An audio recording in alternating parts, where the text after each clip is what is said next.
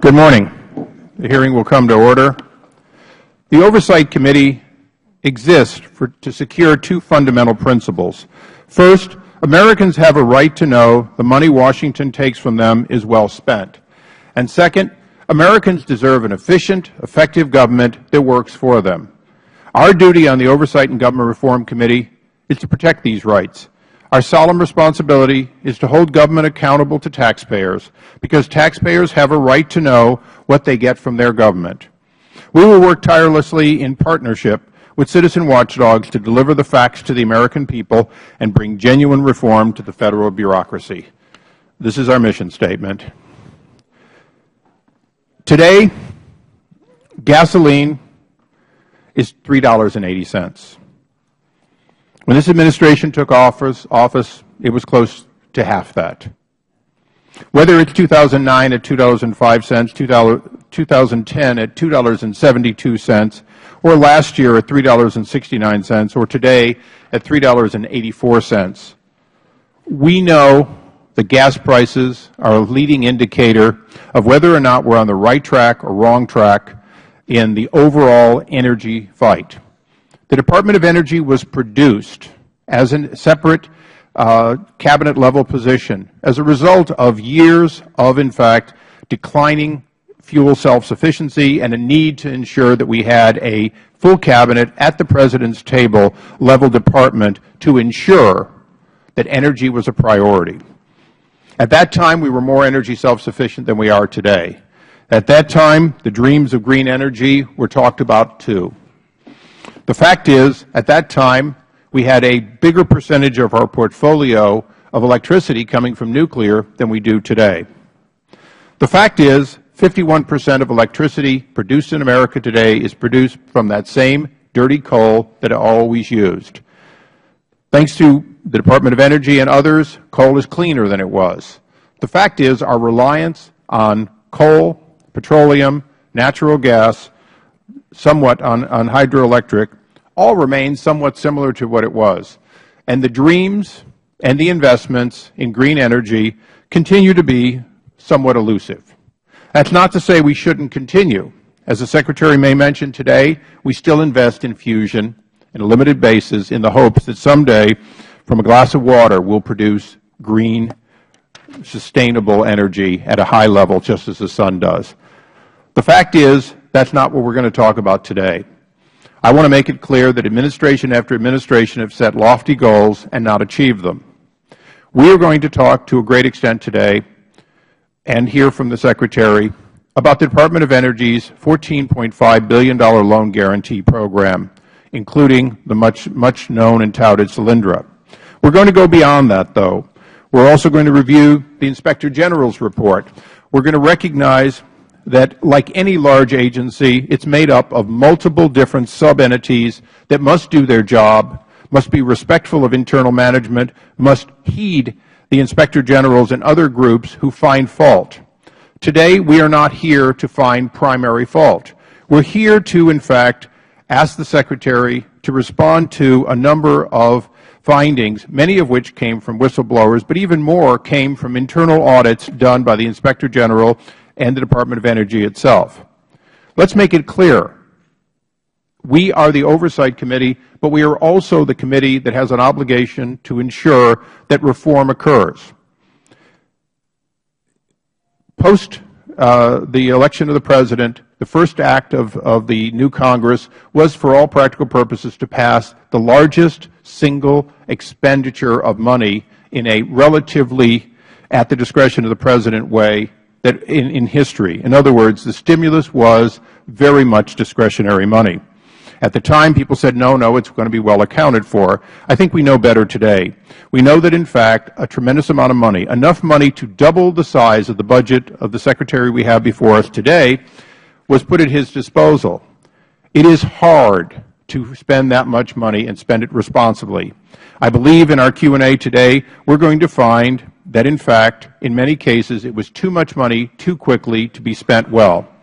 As we look at weatherization failures noted by the Inspector General, it's going to be clear too much money, too loose control, too much to ramp up and do well, perhaps will be the excuse. But the bottom line is we need to learn from this mistake that if our goal is, in fact, to save energy through providing assistance for weatherization for needy families, that in fact we have to make sure that it's done well, it's done cost effectively, and that there be no excuse that we simply couldn't find enough good vendors. So as a result, we found vendors who did a shoddy job and in many cases left people worse off, not better off, than they were before their windows or insulation were installed.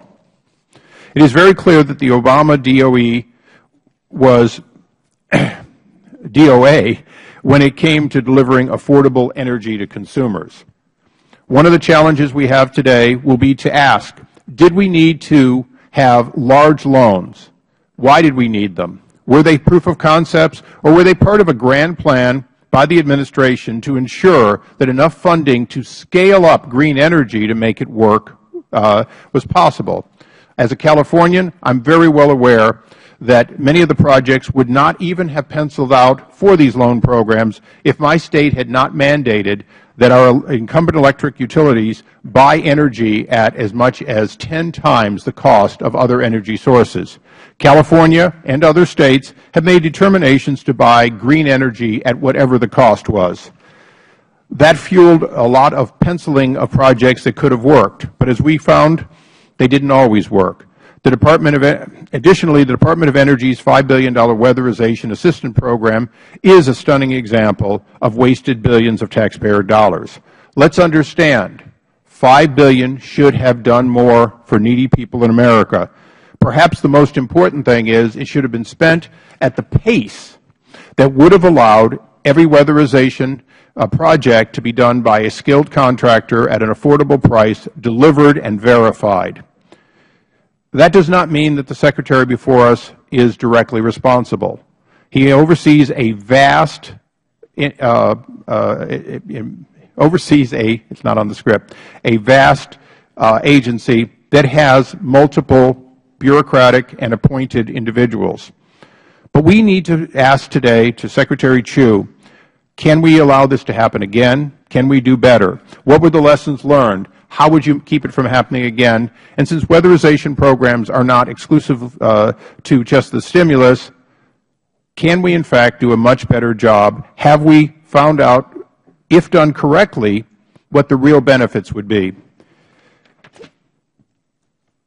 Last but not least, I'd like to commend the Secretary today for being probably the smartest Cabinet officer in a generation, for being someone who understands the potential of technology. Our criticisms today of the Department of Energy, I believe you'll find, have more to do with whether or not the people that work for you delivered the kind of product they should have delivered, whether in fact people that you are asked to hold accountable, in fact, did you a disservice by putting either their personal priorities or simply not being good managers. So as we go through today, Mr. Secretary, I, for one, am somebody who believes that your continued participation in the science community, your continued participation in the future of energy and of science are essential. So as the questions get hard, please understand they're not about you. They're about an agency that you began to lead nearly 3 years ago. And with that, I recognize the ranking member for his opening statement. Thank you very much, Mr. Chairman, and thank you for calling this hearing. And to you, Mr. Secretary, I am very glad that you are with us today. And I want to thank you on behalf of a grateful Congress and a grateful country for what you do for us every day. One of our nation's most important public policy goals is to move towards energy independence and energy efficiency. We all know the reasons for this. We want to enhance national security by reducing our dependence on foreign oil. We want to remain competitive with countries like China by developing innovative technologies of the future. We want to boost our economy while reducing our environmental footprint. And we want to lower energy costs for American consumers. We all agree with these goals. So how are we doing? First, the United States is now producing more oil than any time in the last 8 years. We are producing record amounts of natural gas. We are now the largest producer of natural gas in the world. The administration has approved more than 400 permits for additional drilling, but with safeguards to prevent the devastation faced by the Gulf after the oil spill of 2010. We have also become more efficient. In 2010, oil imports to the United States fell below 50% for the first time in 13 years. And a new agreement on fuel economy standards by the administration and U.S. auto companies will reduce oil consumption by more than 2 million barrels a day by 2025. Regardless of how much we drill and how much we save, however, we know that these measures alone will not achieve energy independence. We use about 20% of the world's oil, but have only about 2 to 3% of known reserves. We need an aggressive policy to invest in the most innovative clean technologies of the future. And that's where the Recovery Act comes in. The Recovery Act has been extremely successful in responding to the economic crisis of 2008. It allocated more than $35 billion for more than 15,000 projects and increased the number of people employed by between 1 million and 2.9 million, according to the Congressional Budget Office. The Recovery Act has also made significant investments in projects that boost the ability of private sector companies to innovate and produce new technologies in order to generate more energy and lower costs for consumers. These investments include electric grid improvements, advanced energy manufacturing, geothermal businesses, and hundreds of other projects. The United States is now on track to double renewable energy generation by the end of this year. And companies supported by the Recovery Act are making amazing breakthroughs in technologies that could dramatically reduce energy costs and generate whole new industries. For all of these reasons, members of Congress on both sides of the aisle have written nearly 500 letters in support of these broad goals and specific projects. In addition to evaluating the overall effectiveness of the Recovery Act, one of our jobs in this committee is to examine the procedures used by the Department of Industry to determine whether they can be improved. Although the bankruptcy of Solyndra raised legitimate questions about these procedures, it did not and does not support unsubstantiated allegations that the Department engaged in criminal conduct or made its funding decisions based on political favoritism, pay-to-play relationships, or outright corruption. We have to be responsible about our oversight. We cannot simply attack any program that has the words Obama and clean air attached to them. We have to base our review on the facts and strive to serve the long-term interests of the American people rather than the short-term interests of partisan politics. For example, last week, the Nonpartisan Government Accountability Office issued a report with recommendations to improve the procedures used by the Department to evaluate loan guarantee applications. GAO also made this little-noticed finding. It concluded that the Department's due diligence procedures, and I quote, may equal or exceed those used by private lenders to assess and mitigate project risks, end of quote. I think the Department should be commended for these actions, even as it continues to become more efficient and effective. As our committee conducts its oversight of the Recovery Act, I hope we fairly assess the overall success of the Department's programs and focus on constructive ways to fulfill our shared goal of energy independence and energy efficiency. And with that, Mr. Chairman, I yield back. Thank the gentleman. Mr. Chairman, I ask unanimous consent for 1 minute to make a statement. Without objection, so ordered. Thank you, Mr. Chairman. The gentleman is recognized. I appreciate that, and I will be brief. Let me just say this. The Department of Energy's budget authority went from $23 billion in 2008 to $69 billion in 2009 when the Secretary took over. DOE was the main conduit through which the Obama administration sought to implement their green energy strategy. And 3 years later, what do the American people have to show for DOE's use of their money? A disgraceful portfolio of loans and loan guarantees. Solyndra, which went bankrupt in August 2011, had a credit rating of BB- when the Department of Energy gave it its loan guarantee. And we are all shocked to find out that the entire DOE portfolio for the 1705 program has an average unweighted credit rating the same as Solyndra's, double B minus, with several companies receiving credit ratings even below that of the bankrupt Solyndra. I mean, when you look at this information, I think there are only two explanations. Either gross incompetence at this agency, or, just as dangerous, decisions were not made on the merits of the projects, but rather on the names in the company's Rolodexes. For a disturbingly large portion of the projects that got loan guarantees, there are connections to the Obama administration too stark to ignore. In my opinion, this loan guarantee program typifies the kind of cronyism that has made Americans across the country despise what they see in Washington. Mr. Chairman, it's either incompetence at this agency or you had to be a friend of the administration's to get a loan guarantee. And that needs to be investigated. I want to thank you for having this critical and important hearing today. With that, I yield back. Gentleman yields back. Members will have 7 days to submit opening statements for the record. And before I recognize the panel, I'd ask unanimous consent that the list of all the Republican members of this committee who submitted loan guarantees be placed in the record. Without objection, so ordered. I might note that no Republican-only request for funding from the Department of Energy were granted. The only one that was granted was actually bipartisan, had almost all the Indiana members, including the senator. Additionally, Mr. Cummings had sent me a letter yesterday. Here's a full response letter along with all of the committee notes that substantiate the invalidity of your letter. With that, I would recognize our first panel, first and only panel, the Honorable Stephen Chu.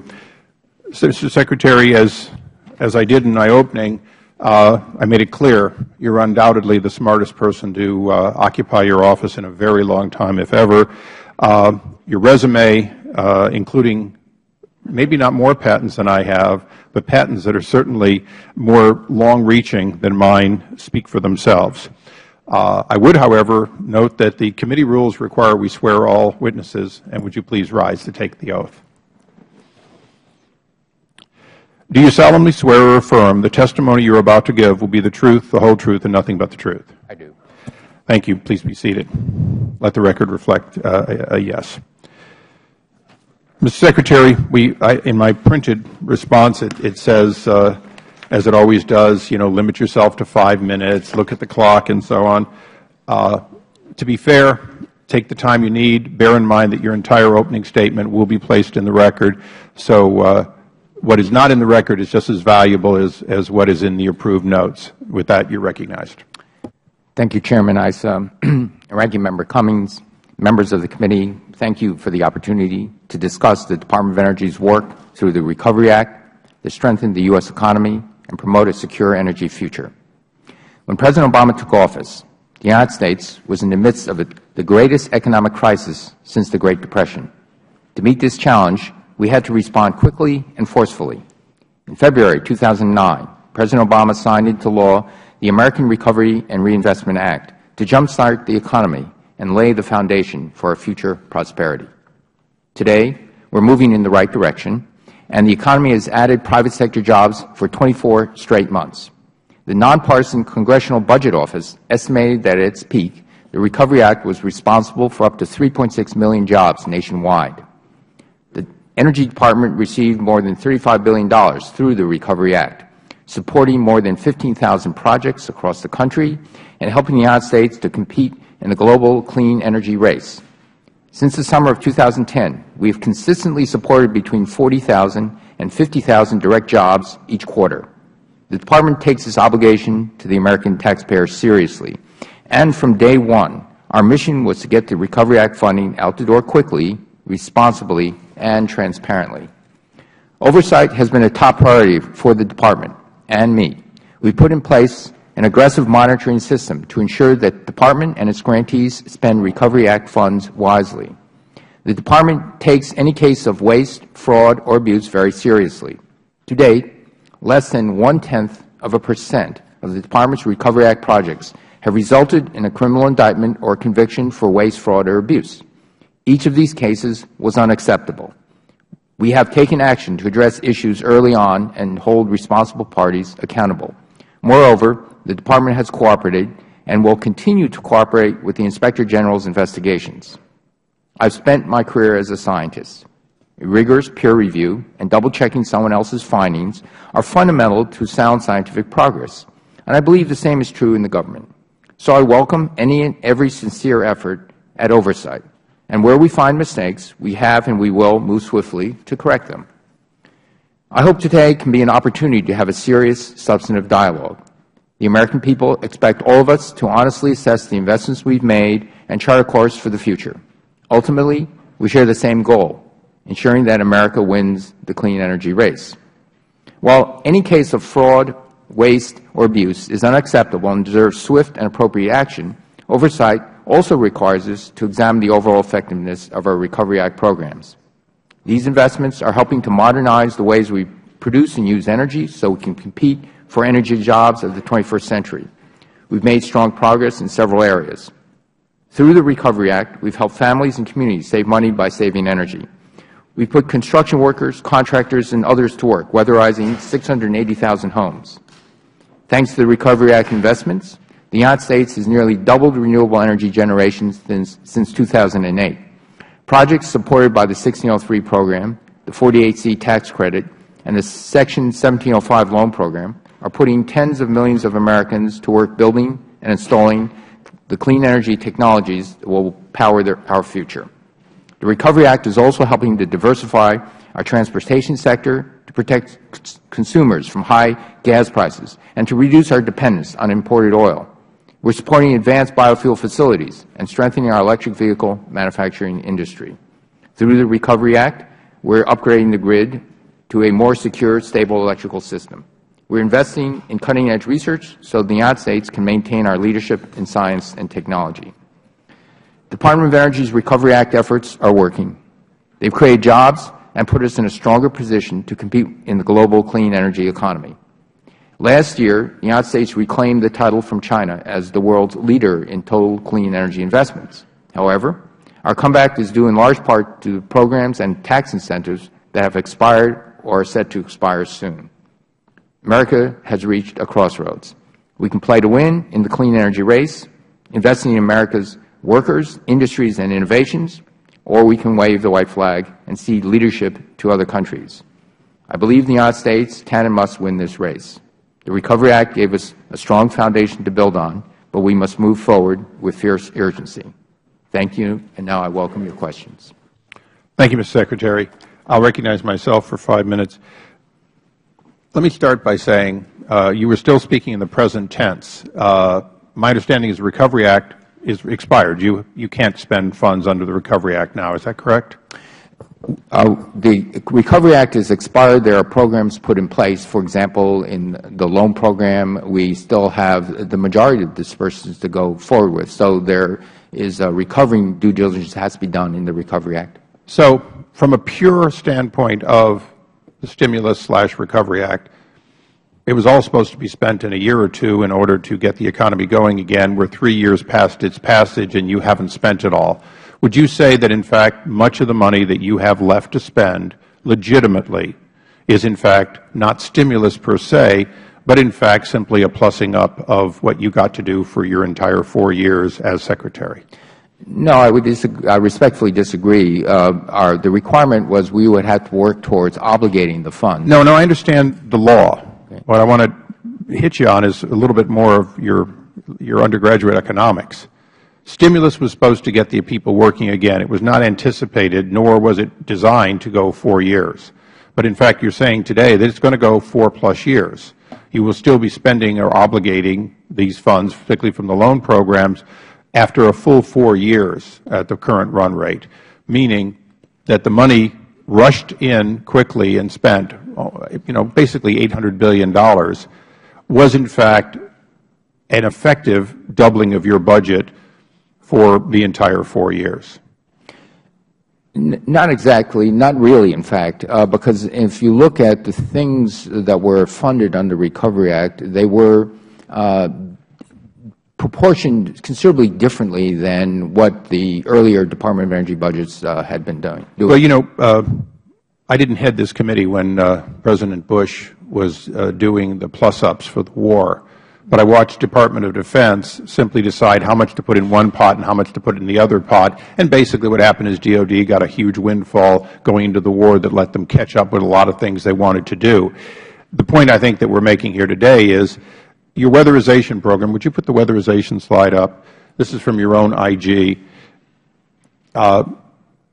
You know, you rushed quickly and you effectively, and these are hard to see, but these are actual finished products where the vendor left and the IG went in. And the IG's report says basically you didn't have the controls in order to ensure that vendors like this were quickly fired and the job was corrected.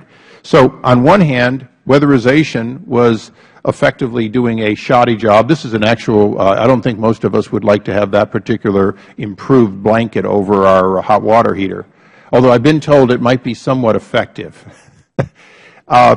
Realistically, on one hand, you had a lot of money coming in quickly, and on the other hand, you had projects like Solyndra and so on, and many others that are still going to be ongoing and funded well into the future. Is that correct? We have some projects that are ongoing funding, as you noted, in the future, but as I noted, virtually all the money has been obligated. Okay, well, obligated is not stimulative. Now, let me just ask one basic question. In an earlier hearing, you gave yourself an A-. In weatherization, do you give yourself an A-? Actually, I do. Okay. In controlling the cost of gasoline at the pump, do you give yourself an A-? Well, the tools we have at our disposal are limited, but I would say I would give myself a little higher in that since I became Secretary of Energy, I've been doing everything I can to get long-term solutions. Well, and I appreciate that. Now, the President took two pieces of credit in the State of the Union that I want to just question you on factually. First of all, he said that the Department of Energy created fracking.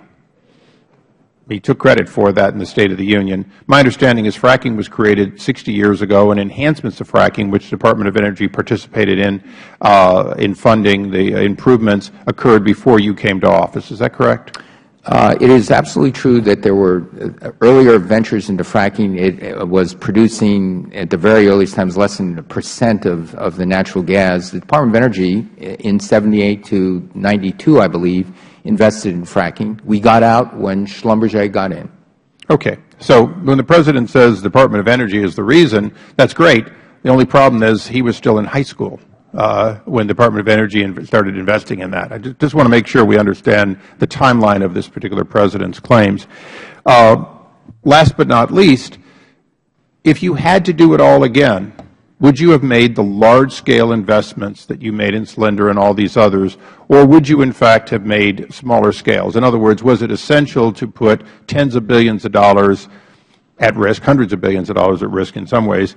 Was that scale responsible, or, in fact, proof of concept, some sort of a scaling up where we could have had a Solyndra bankruptcy for less? That's an excellent question. So as Herb Allison in his committee report commented, our loan portfolio can be divided into essentially three tranches. One was the tranche of investing in the deployment of innovative technologies, solar, wind, others, geothermal. Virtually all of them had power purchase agreements.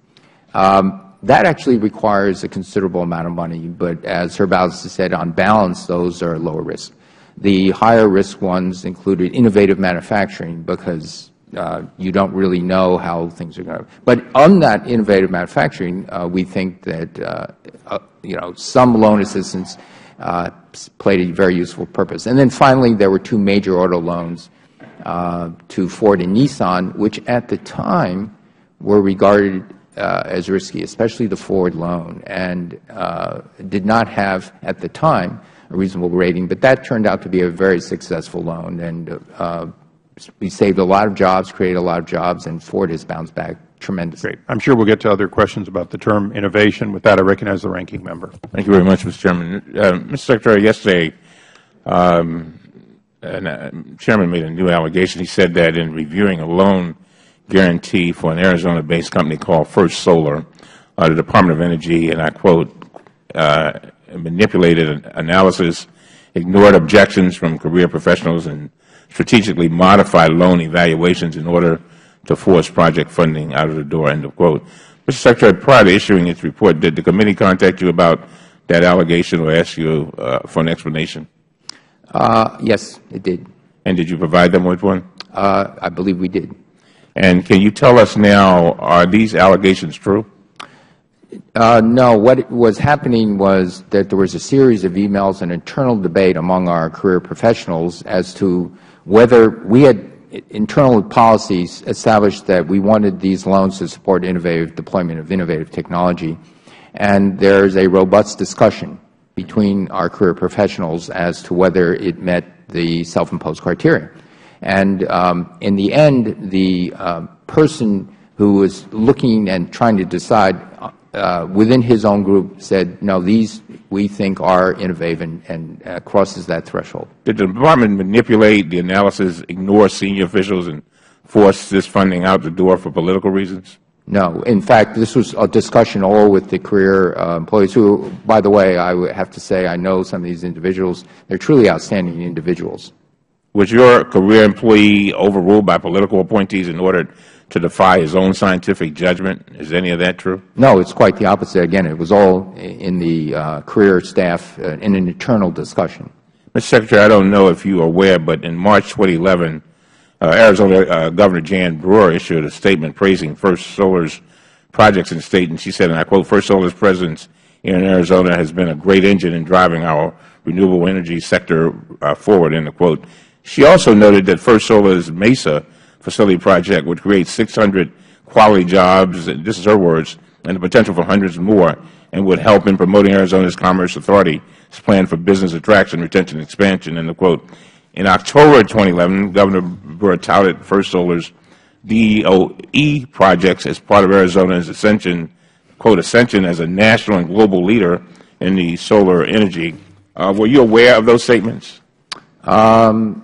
Perhaps distantly, but and can you tell us, did you take any action because of her political support of First Solar?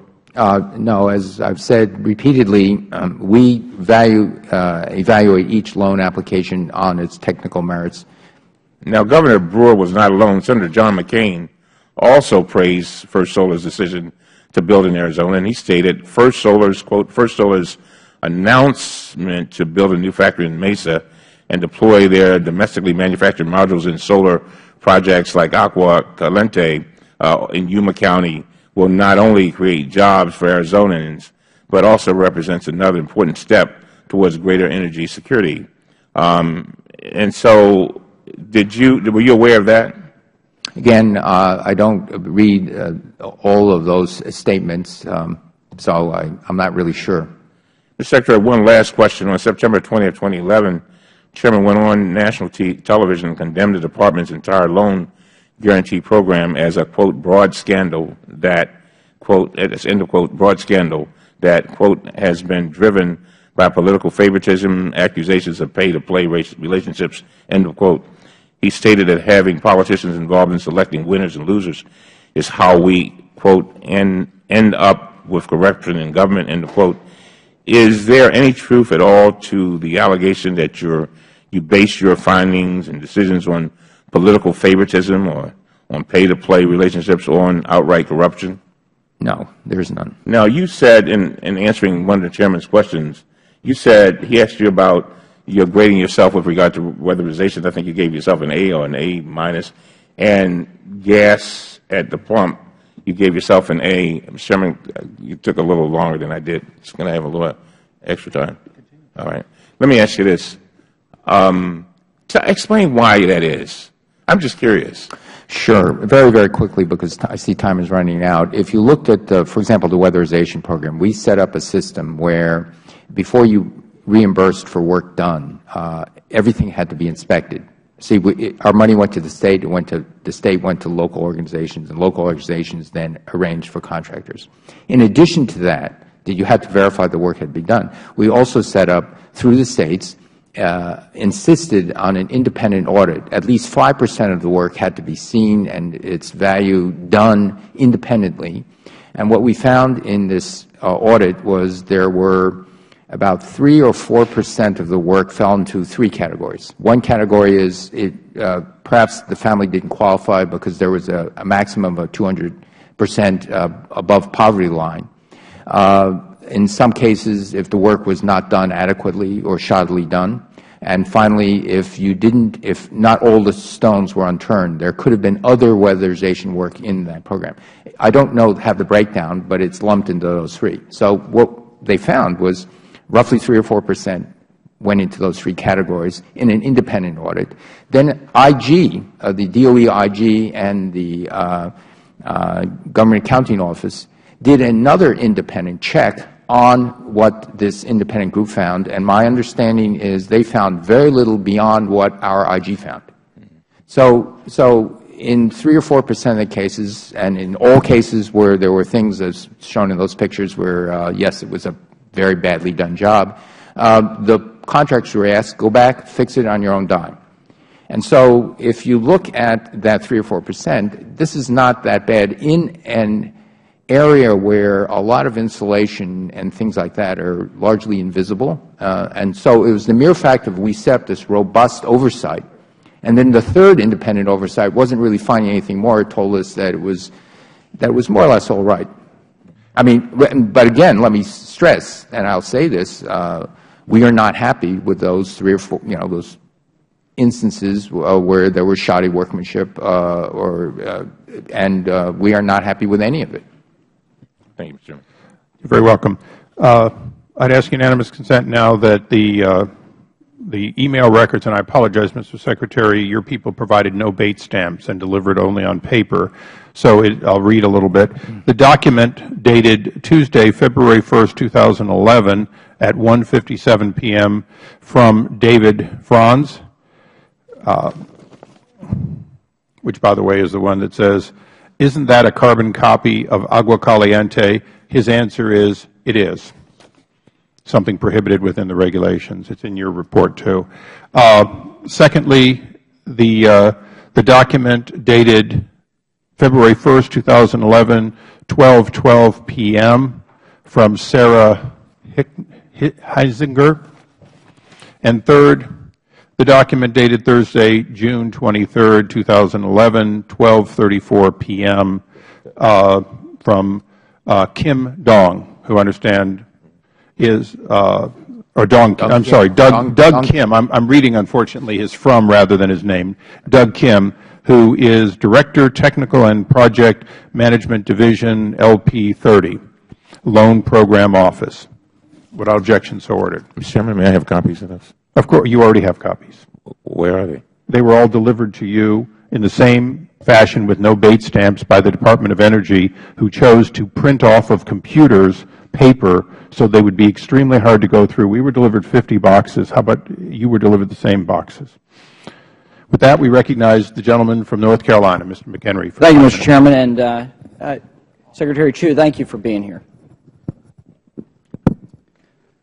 My constituents commute on average 25 minutes a day to work.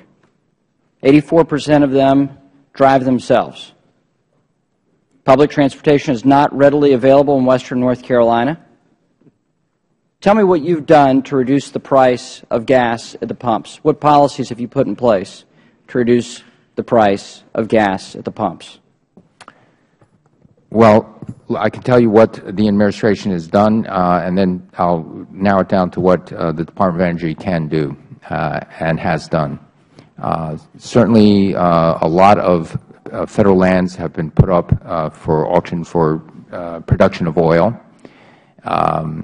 Although, due to a complex set of reasons, it is certainly true that since the President took office, the amount of oil production in the United States has gone up.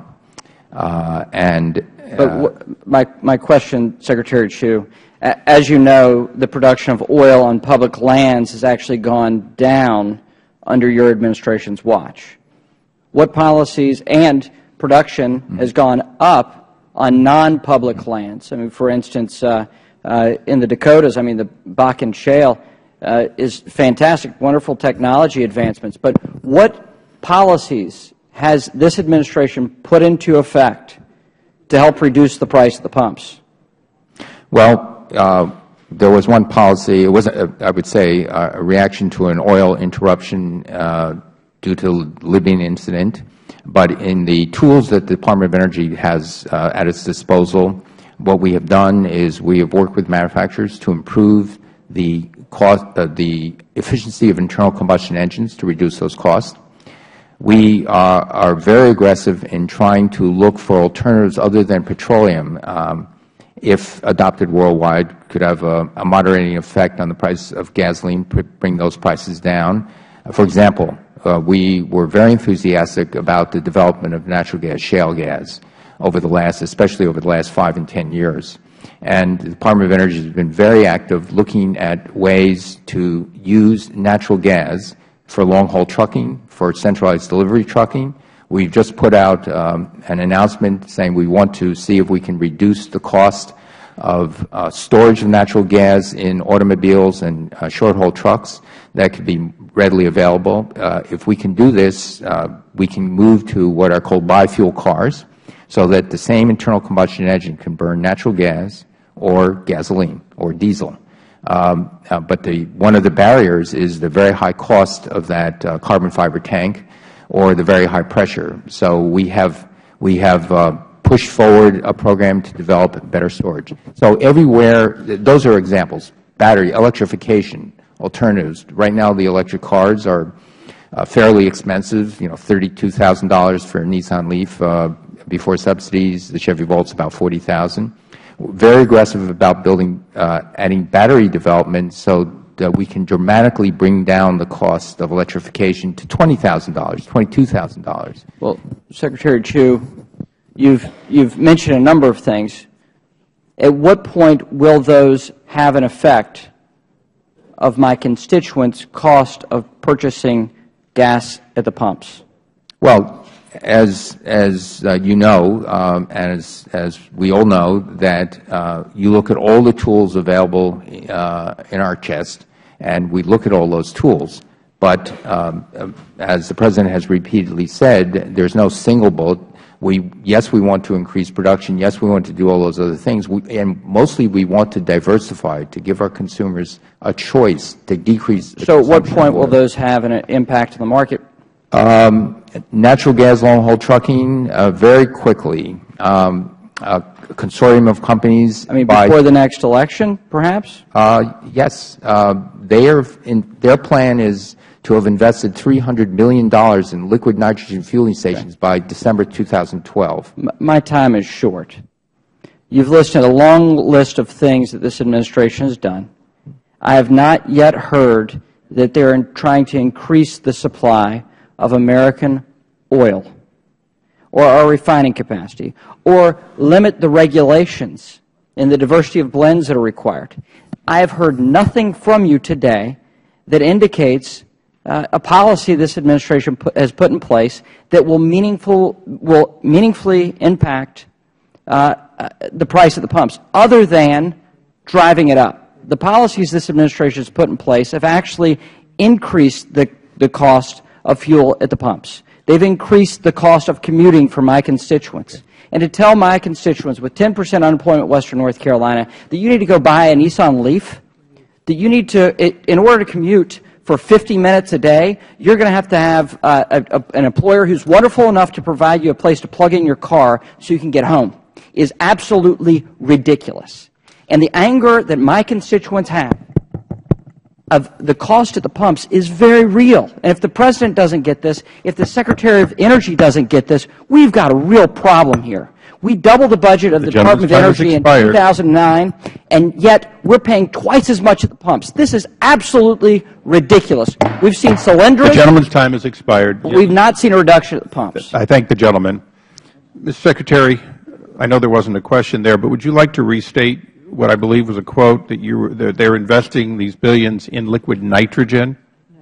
Sorry, a misstatement. Liquefied natural gas. Thank you. Correct. Without objection, we'll also place the article from the cleancitiesenergy.gov site on liquid natural gas. With that, we recognize the gentlelady from, you walked in as a photo finish. Which one's first? From the District of Columbia. Okay. You're recognized for 5 minutes. Thank you very much. Thank you very much. Thank you very much, Mr. Secretary, for being here. You know, we live in a bubble. It's called the United States of America.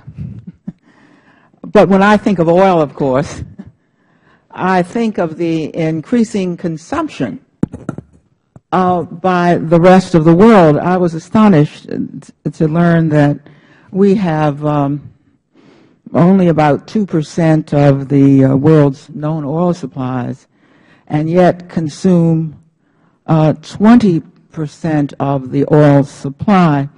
And noted this in a report by the managing director, senior analyst covering oil and gas for Oppenheimer and Company, who said if we drill in the middle of Manhattan and everybody drilled in their backyard, we would not have enough oil to move the global market. Would you explain what he's talking about?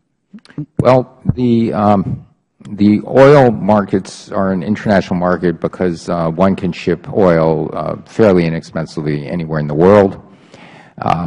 And yes, it's true that America has increased its oil production in the last 4 years. That's a good thing because it means we import less oil, and we're all for that. But there are other countries, for example, Canada has became a major oil exporting country, and yet, aside from the difference in taxes, the average Canadian and U.S. prices bob up and down exactly the same. Of course, there are differences in provinces and states because of taxes, but so the issue here is it's an overall supply and overall demand, and there are what I would call concerns with the Middle East that also tend to drive up prices. The overall demand is dominated by developing countries, notably China and India. The demand in the United States is quite moderate. In fact, it's essentially flat, which is good news, especially as we increase our oil production. That's why our imports have gone down from 60% to, let's say, 45, 46%. And it will continue to go down because we're going to increase oil production in the U.S. because of new technologies. So the direct tie is really this world oil price, in large part driven by growing demand in developing countries. In large part, there is an issue having to do with excess reserve capacity that also makes people concerned. And then finally, worries of the Middle East. Yeah, and so what countries do in their own territories doesn't much affect the world market and the world demand for oil, which brings me to going to other forms of energy. Do we have the same competition for other forms of energy that we have for oil and gas, the way they're coming at us in China and India for the oil? Are they coming at us? Do we have any head start at all for alternative forms of energy? Yes. This is absolutely. Natural gas is one. The infrastructure for liquefying and shipping natural gas around the world, it's starting, but it doesn't really exist. So there are big differences in natural gas prices. And that's why the Department of Energy is so keen on offloading some of our transportation energy to natural gas. Biofuels is another possibility because we have great agricultural resources just as we have great natural gas resources. So beginning to create biofuels without subsidy is our goal. That can offset petroleum is a big deal for us. And so those two things create wealth in the United States. So instead of everybody joining the race to apparently nowhere for oil, understanding that we've got to get as much of that as we can, we've got to join other races as well. Does the recovery, the funding of some of the alternative sources in the Recovery Act help in this race toward at least some form of energy which would be usable and affordable? And if so, how did the Recovery Act help in that Well, respect? the RPE was started in the Recovery Act. RPE has been instrumental in many of the innovative biofuels things, in batteries, electrification. Also, an RPE company has actually doubled the world record for lithium-ion energy density, and we think that the cost of manufacturing will remain the same or perhaps even go down. So you've just cut in half the price of electric battery. If we can cut it to one-third, one-quarter, we can really talk about a $20,000 car that can pay for itself in 5 years, be cheaper than the $16,000 car, and that will bring immediate relief to all the families who are trapped in situations where they have long commutes. And we do feel that pain, and we are working as hard as we can to give the American public those technologies. The good news is those technologies could also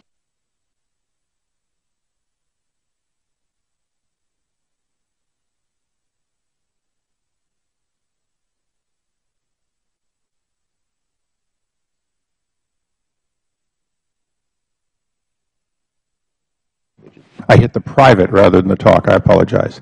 The article be placed in the record. The U.S. is sitting on a 200-year oil supply.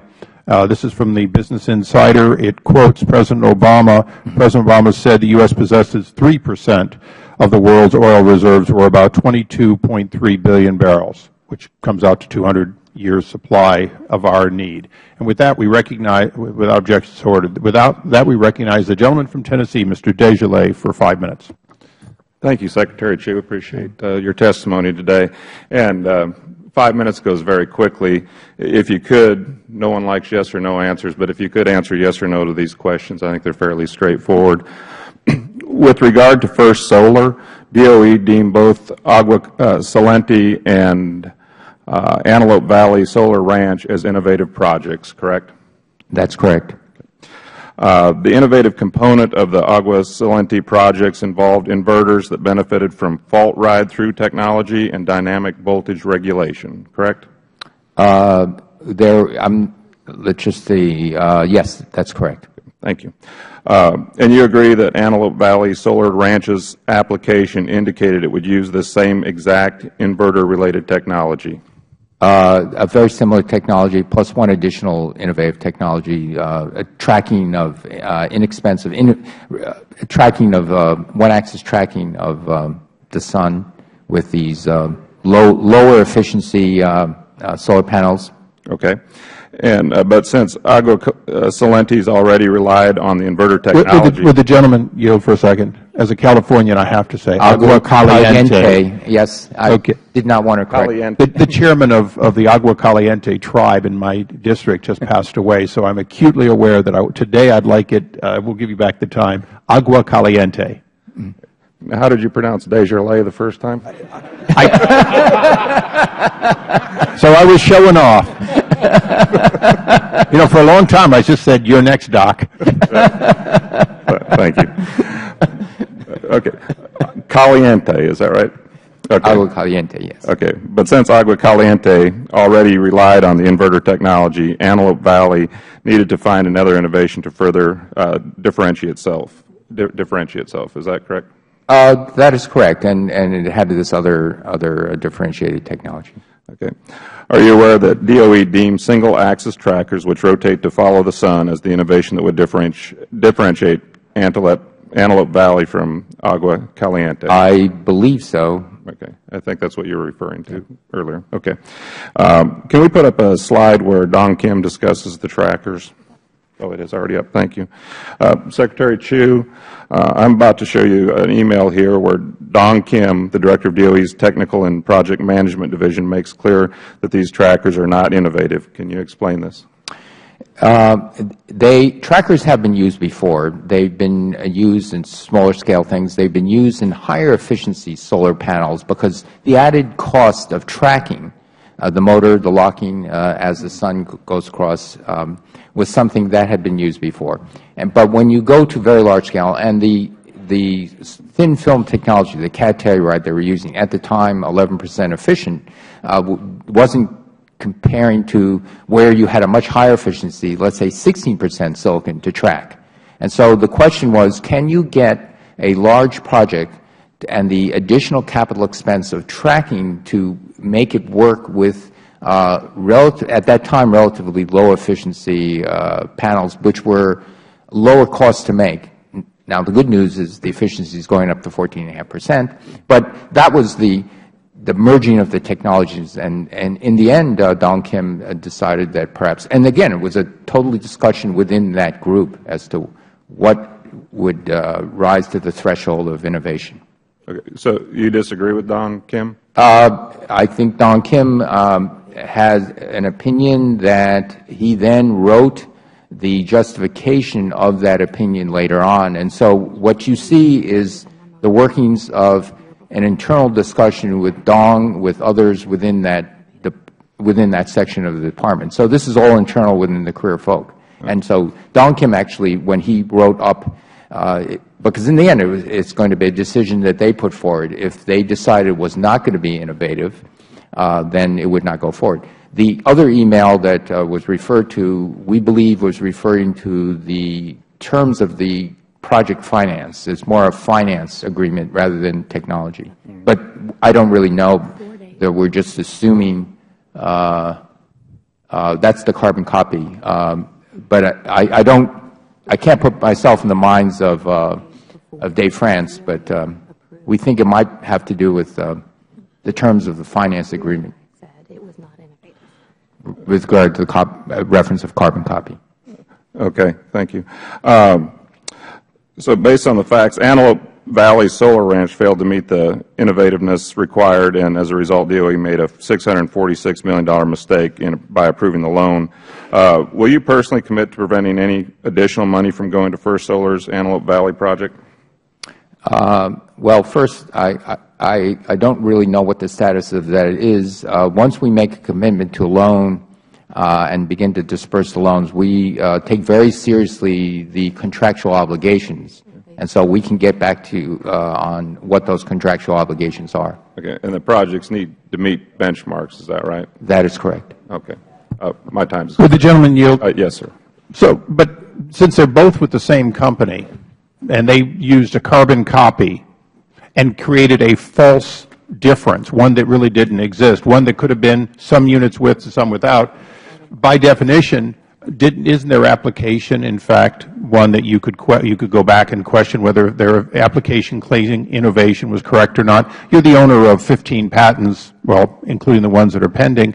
The fact is that a patent is not a right that you can't be reviewed for its accuracy later. Don't you have the right to go back and look at the accuracy of claims by a company who chose to invent, if you will, a difference where there was none? Well, from an innovation standpoint.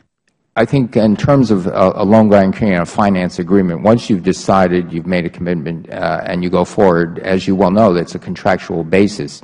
It was an internal debate within our career folk as to whether the next project, Antelope Valley, bore the threshold of innovation, and those people who, as I said before, are very, very good people, determined that it was so. So again, once we entered into an agreement, we have to be very careful.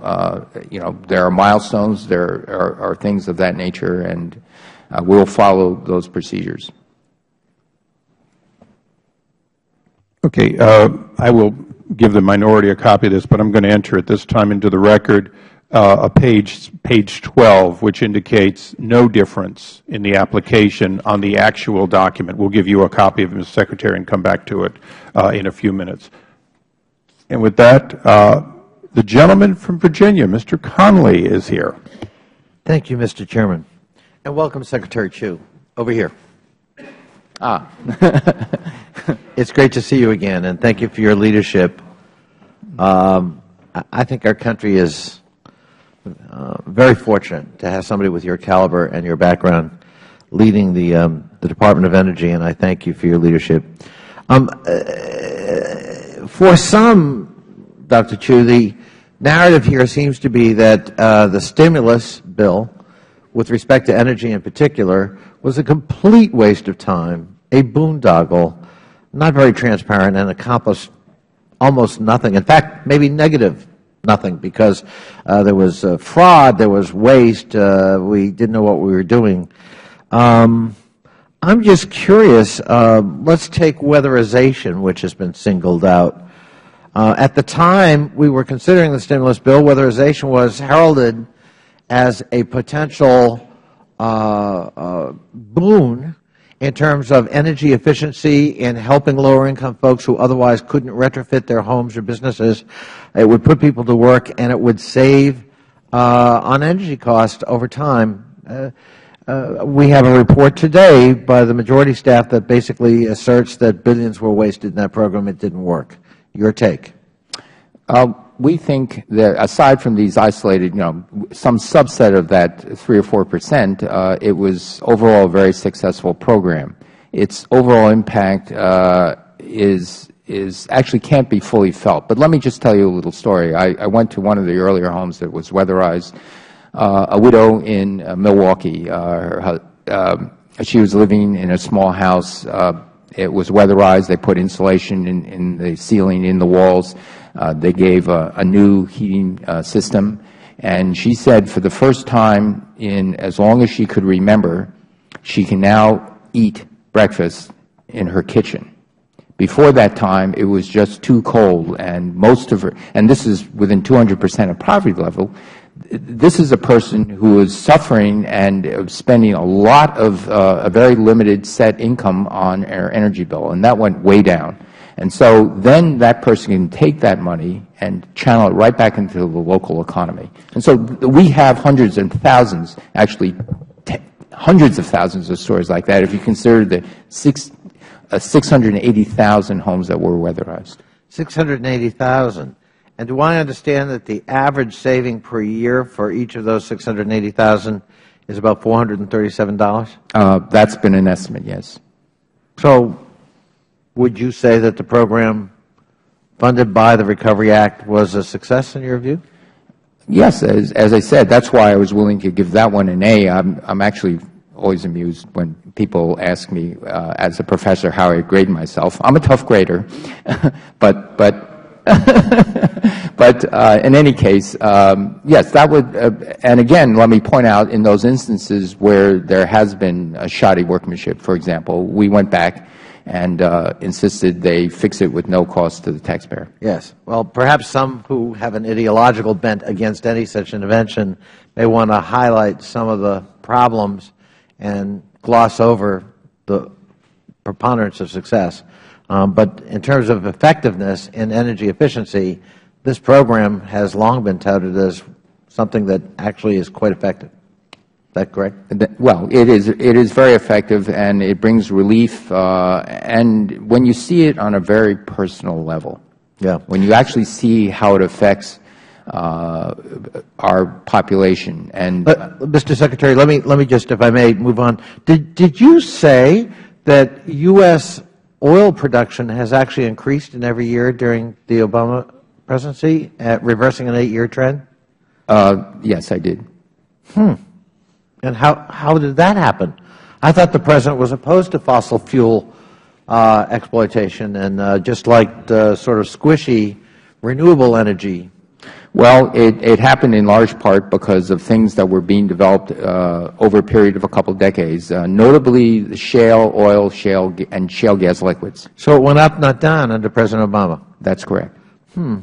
The stimulus bill, we funded in the stimulus bill we put some R&D money into advanced battery research. Is that not correct? That's correct. Did we not also put some money into advanced battery manufacturing? That's correct. And did that have any efficacious effect? Did that change the percentage of our world market share of advanced batteries manufactured in the U.S.? Yes, it did. First, by producing it in higher quantity, and also it actually and meeting demands of Volt and Leaf and other manufacturers, it shifted the balance. We went from producing less than 1 or 2% of the world's advanced batteries to a capability of going up to 20 or 30%. And so it helped reduce the price of the batteries that are going into today's cars, and will further help reduce the price as in the next generation. And positioning us competitively, right, where we were pretty much almost eliminated. Gentleman's time has expired. Thank the Chair. The gentleman from Ohio, Mr. Jordan, is now recognized. Yield the Chairman. A few seconds. Thank No, you. every once. You know, the gentleman from Virginia asked the question and you answered it as capacity. Isn't it true that, in fact, the actual amount of lithium-ion and other advanced batteries being placed in the United States is not significantly greater, and in fact, we continue both in photovoltaic and in battery production to see China effectively continuing to see our technology that we invest in, but ultimately be the place of choice for that purchase? Well, actually, I think when the government doesn't mandate buy in America. I think the biggest competition was actually coming from Japan, Korea, and the batteries. But with that program, we did see a couple of U.S. manufacturers bring factories back home, which was very, very good. 8123 Broad Factory. I think we can give you a complete list. We appreciate that. I thank the gentleman from Ohio, the home of Honda Motors, one of the great manufacturing companies. And I ask unanimous consent the gentleman have his full 5 minutes. Without objection, so ordered. Thank you. Mr. Secretary, Nancy Ann DePaul, White House Deputy Chief of Staff, financially entangled with Granite Reliable. Did that in any way influence your decision to give Granite Reliable a loan? I didn't know she had any connection.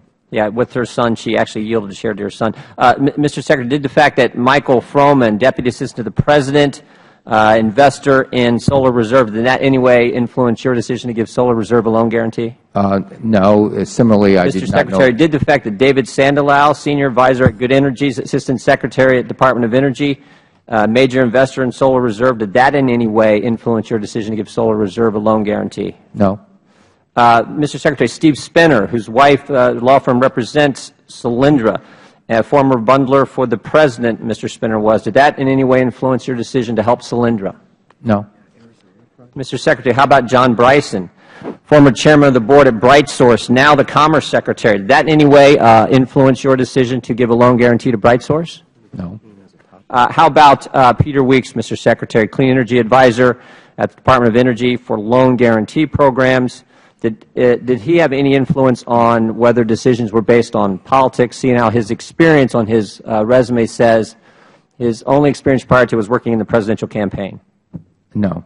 How about Mr. Secretary Sanjay Waggle, Principal at Vantage Point Venture Partners, investor in BrightSource Energy? Did that in any way influence the Department of Energy's decision to give BrightSource a loan guarantee? No, it did not. Mr. Secretary, how about Larry Summers, former director at the National Economic Council at the White House, formerly with D.E. Shaw, an investment firm with a stake in the Kahuka Project? Did that in any way influence your decision to give a loan guarantee to Kahuka? No, it did not. How about Steve Wesley, Mr. Secretary, who bundled $500,000 for President Obama in the 2008 campaign? Did that have any influence on your decision to give a $465 million loan guarantee to Tesla, the company that he was involved with? No, it did not. Did anyone at any of these individuals I mentioned, did they in any way lobby you, talk to you about the respective companies that they had a stake in during the decision-making process with the 1705 program? And to the best of my knowledge, no. In fact, this is a remarkable list because I was unaware of. I just mentioned 9 people, Mr. Secretary, if I could, because I have a short time. I just mentioned 9 people representing 8 different companies. My understanding, there were 27 companies in the 1705 program who got a loan guarantee, 8 of which had connections, close connections with the administration, with the campaign. Do you see any kind of pattern? This is approximately 30% of the recipients in the 1705 program, close connections with the White House. Do you see a pattern or concern there? No, I don't. Do you think the American people might see a pattern if 30% of the folks were bundlers for the President, involved in the administration, sitting on the boards of the companies who received money, particularly companies like Solyndra that are now bankrupt? Do you think the American people might see a pattern? Well, if the full record is revealed, I think you can look at some of the other financial backers of some of our loans who were prominent Republican donors. The fact is, did the White House ever call you about, talk to you about any of these? Did you get someone from the White House, the Chief of Staff, someone from the White House talk to you about these respective companies with involving these individuals? No, we did not. So you weren't just helping your friends. You weren't just helping the people who were politically connected to the administration. That's correct. Even though 30% of the loan guarantees went to people who had connections with the administration. Well, as I said, we look at loans on their own merits. We don't look at who's backing. Okay, so let me turn to that.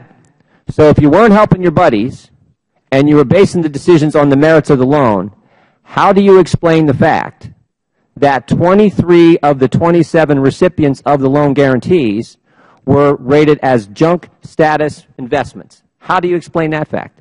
So, I mean, this is what my opening statement was about. If it wasn't your political buddies, it had to be incompetence, because tell me what organization would put money at risk in 23 companies out of 27 that are rated junk category, double B minus. And this is what the American people want to know about. Because there's no other conclusion you can reach. You helped your friends or you guys were incompetent. That is the only, when you look at the 1705 program, the facts are the facts. I don't see how anyone can arrive at any other decision. When you look at the constraints and what we wanted to do with the loan program, which was to invest in innovative technologies, what that means, if you're a AAA rated company. What does junk status mean? Double B minus. What's that mean? It means analysts expect these companies to fail. And yet you put millions of taxpayer dollars, American dollars, at risk in companies that S&P and Moody's, they expect to fail, and you put the money at risk. So you're telling me that's what you did because you didn't base it on your words. You didn't base it on the fact that these were political friends of the White House. So you had to base it on something, and it certainly couldn't have been the investment ratings that they were given by the investment companies, because that indicates that these companies are expected to fail when they're junk status. Well, first, if you look at the statutes in the loan program, it said that we wanted to invest in innovative projects but had a reasonable chance of repayment. So, and if you look at the don't you think the gentleman's time has expired. If you just want to get a final answer. I would just say if a reasonable expectation of succeeding, then why did the ratings agencies say that they were junk status, which means they have a problem, they're probably going to fail. That's why they gave them the rating. The Secretary may add. Very briefly, I think we can all look up what these ratings mean. And I have. I have. Rating. I wish you guys would have before you gave the loans. The gentleman's time has expired. Mr. Chairman. Yes. Mr. Chairman, I would ask, those are some strong allegations. At least give them a chance to answer. I am. Okay. That's why I keep saying the gentleman's time has expired. Mr. Secretary, we want to make sure you're fully able to answer a question. Please Mr. Chairman, thank you for that courtesy. All I just wanted to say is that double B, single B, things of that nature are they're qualitative words. This can be quantified with FCRA ways of dealing with this. And the FCRA rules are saying that you try to assign as best you can, it's an art more than a science, a probability of failure. And so we used those FCRA rules to actually begin to quantify. If you look up in Standard & Poor's, Moody, you name it, any definition of these, they're more qualitatively. They talk about potential risks, things like that. So then it lands down to what's the probability of failure, and we feel that if it's got to have at least a 50% chance of succeeding. Well, Mr. Secretary, because I want you to fully answer, do you have guidelines that say where you do or don't provide funding? Is there a point at which you're not supposed to provide funding based on these letters? Well, we believe that it should be a better than 50% or better chance of repayment. The highest credit subsidies we gave actually at the time, and this was determined by OMB, were to a company like Ford, which turned out to be a good choice. But at the time, it was deemed by OMB to be risky. Thank you. I'm sure there will be more questions. With that, we go to the gentleman from Utah, Mr. Chaffetz. Thank you, Mr. Chairman. And I want to follow up on Representative Jordan's comments, and thank you, Mr. Secretary, for being here. Is it ethical or unethical for a Federal employee to personally benefit from the decisions that they are involved with? It's unethical. So is it proper or improper for a Federal employee to personally, financially benefit from the decisions that they're involved with? Yes, we have rules forbidding that, and very rules so that people don't get near that any greater. So if somebody does step over that line, what is the consequence? We would probably turn it over to the IG for investigation. Okay, so they go through this investigative process, but let's say there comes to a conclusion that they have stepped over this ethical line. What is the consequence for stepping over that line? Well, again, it depends on the exact nature of what they did in the law, but we would certainly take this very seriously, and the IG would, I'm sure, would have a recommendation should that occur. Have you turned over any of the names that Mr. Jordan talked about, or any others, over to the IG for further investigation? Well, in the few cases that I know, most of those people I didn't actually know they had connections until today. But for example, in the case of Steve Spinner, he was actually firewalled from participating in any decisions regarding whether we make a loan to anything that he might have had a relationship to. What about David Prend? I don't know David Prend. David Prend, you don't know Prend, David? No. He currently evidently serves on a panel to assist the DOE with solar technology issues. What about Steve Wesley? Steve Wesley, I do know. Has he been turned over to the IG yet? No, because we, in deciding on the Tesla loan, he made no overtures, no phone calls, no instances to encourage us to make that loan. What about Nancy Ann DeParle? I didn't know she was connected with any of our loans. But she turned over some of the assets that she had to her son. And Noble, she was sat on the board and owned interest in Noble Power. Noble owned a company called Granite Reliable, which received a partial guarantee of a $168.9 million loan from the Department of Energy. I guess, Mr. Secretary, one of the concerns is following up on that ethical standard. If there isn't a true and consistent standard that's not enforced, then it exacerbates the problem. And as Mr. Jordan rightly pointed out, there seems to be a pattern. There's so many names on this list.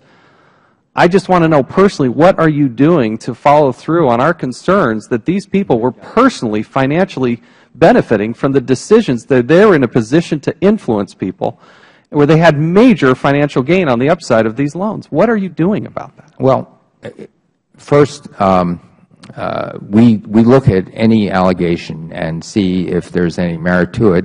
Also, what I have been doing, again, because there were no, certainly my ears would have perked up if I got phone calls from people saying, we want you to look at this loan, we encourage you to fund this loan. But we didn't receive those. But since this time and since people have brought up these connections, if you look at our loan portfolio, you also find very prominent people who've invested in companies we've given loans to, who are very prominent Republican donors. We simply didn't know that at the time, nor does it really matter, because we do not give loans based on. I guess I'm worried about the people that work in your department, work in the White House, who are Federal employees who are personally benefiting in a group setting there where they have an opportunity to influence people in their decisions. That's the deep concern, Mr. Secretary. I don't see any evidence that you're following through and pushing these to the Inspector General.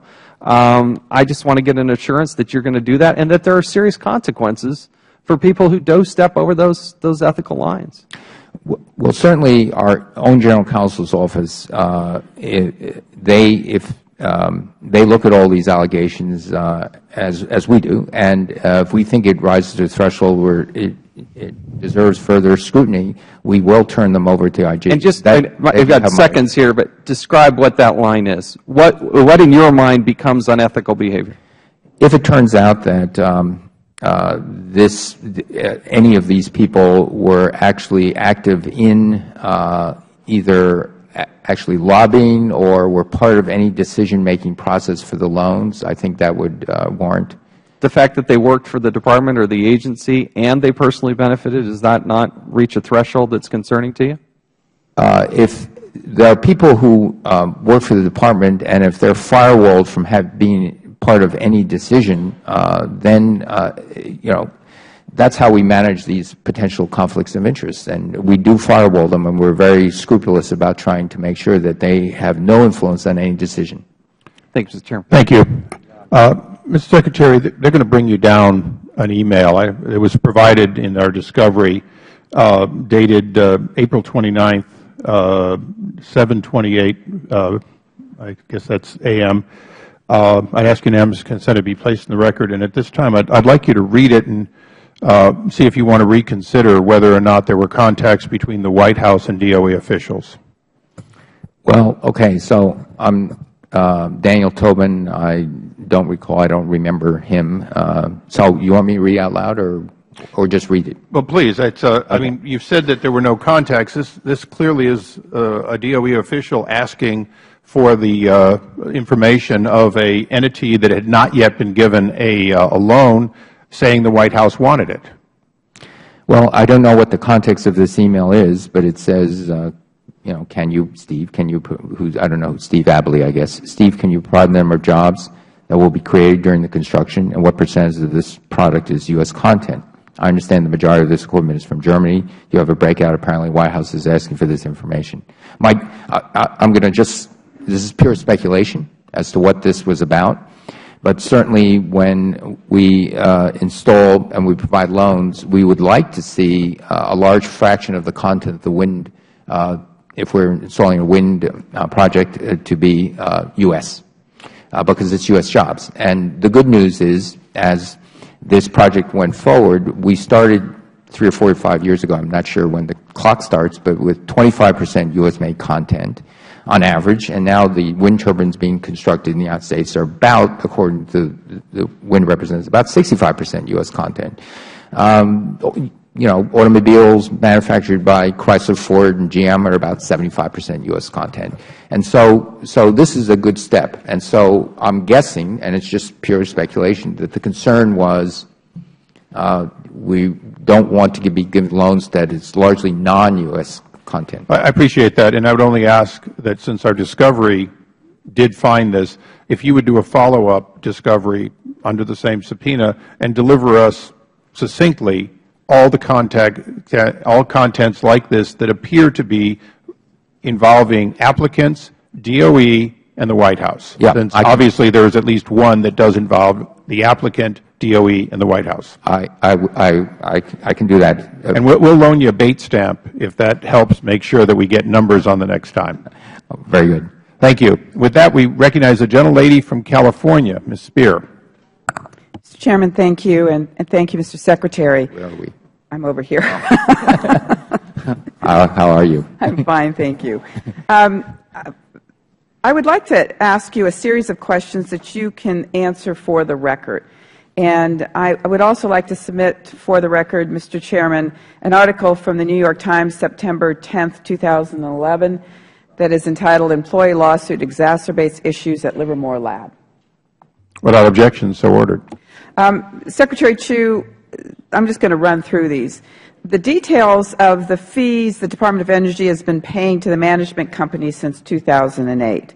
An explanation as to why the workforce at Livermore Labs has shrunk to 6,800 full-time employees from 9,400, while federal funding has remained at 2007 levels of $1.2 billion. An explanation as to why the number of peer-reviewed published articles by Livermore Labs scientists has dramatically decreased since the Bechtel-led coalition has been in charge and has the contract. And finally, what oversight actions the Department of Energy has taken in response to cost overruns, degradation in capabilities, and lapses in security at the Livermore Labs.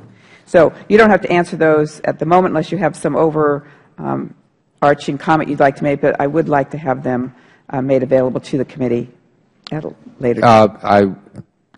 So in respect for your remaining time, I will not answer it, but it certainly, I lived through that restructuring when it became from University of California to a limited liability corporation, which include 50%, I believe, University of California and a consortium of others. And at the time, we, the lab people, felt that this would be some of the fallout. Okay, thank you. According to the International Energy Agency's World Energy Outlook, fossil fuel consumers worldwide received about 6 times more government subsidies than the renewable energy industry. Mr. Secretary, do you know how long we have been providing subsidies to the fossil fuel industry? Well, it depends on which one you're talking about, but I believe oil started roughly 100 years ago. But, you know, we can get you the precise All right. types of subsidies. According to a 2010 New York Times editorial, the oil industry has spent $340 million over the past 2 years lobbying against cuts to its subsidies. One of the reasons they argue for retaining the subsidies is retaining American jobs. But I note that despite heavy subsidies between 2005 and 2009, the top 5 oil companies have actually reduced the U.S. workforce by more than 10,000 workers. So it does not appear that the subsidies to oil companies are keeping jobs in the United States. Do you have any comments you'd like to make on that? Well, it's very complicated, but certainly those major companies are doing well. They're large, stable companies making hundreds of billions in profits. And a lot of the new finds, the new gas finds, the new oil finds are started by independents, smaller entities. So what would happen, Mr. Secretary, if we offered similar subsidies to clean energy initiatives? Well, we think that it would help create an environment but that would stimulate this. But I, for one, would like – I don't believe clean energy subsidies in wind and solar, for example, need more than, let's say, 20 years. The technology is improving very rapidly, and they can be ramped down because the technology is improving, and it will be competitive with any form of new energy. And so I think many people in this room would be agreeable to saying that there should be sunsets in all technology subsidies. All right. In 2009, the University of Massachusetts issued a study called The Economic Benefits of Investing in Clean Energy. The study reported that investments in clean energy initiatives create 2 to 4 times more direct and indirect jobs compared to the same investments in oil and gas production. The report concluded that investing $1 million to retrofit buildings to make them more energy efficient creates 3 times more jobs than $1 million invested in oil and gas. Without getting into specifics, do you agree with the findings of this report? Well, I can't say the exact numbers, but I do say that energy efficiency especially is something, by saving energy, you save money. The energy efficiency, the retrofits, the building of new buildings, new infrastructure in the United States, something we know can't be outsourced. And once you save that money, whether you're an individual, a residence, a business, that money gets recycled right back into the economy. And so we think that that is a very good way of making us more competitive, making us economically stronger, and stimulating our own economy.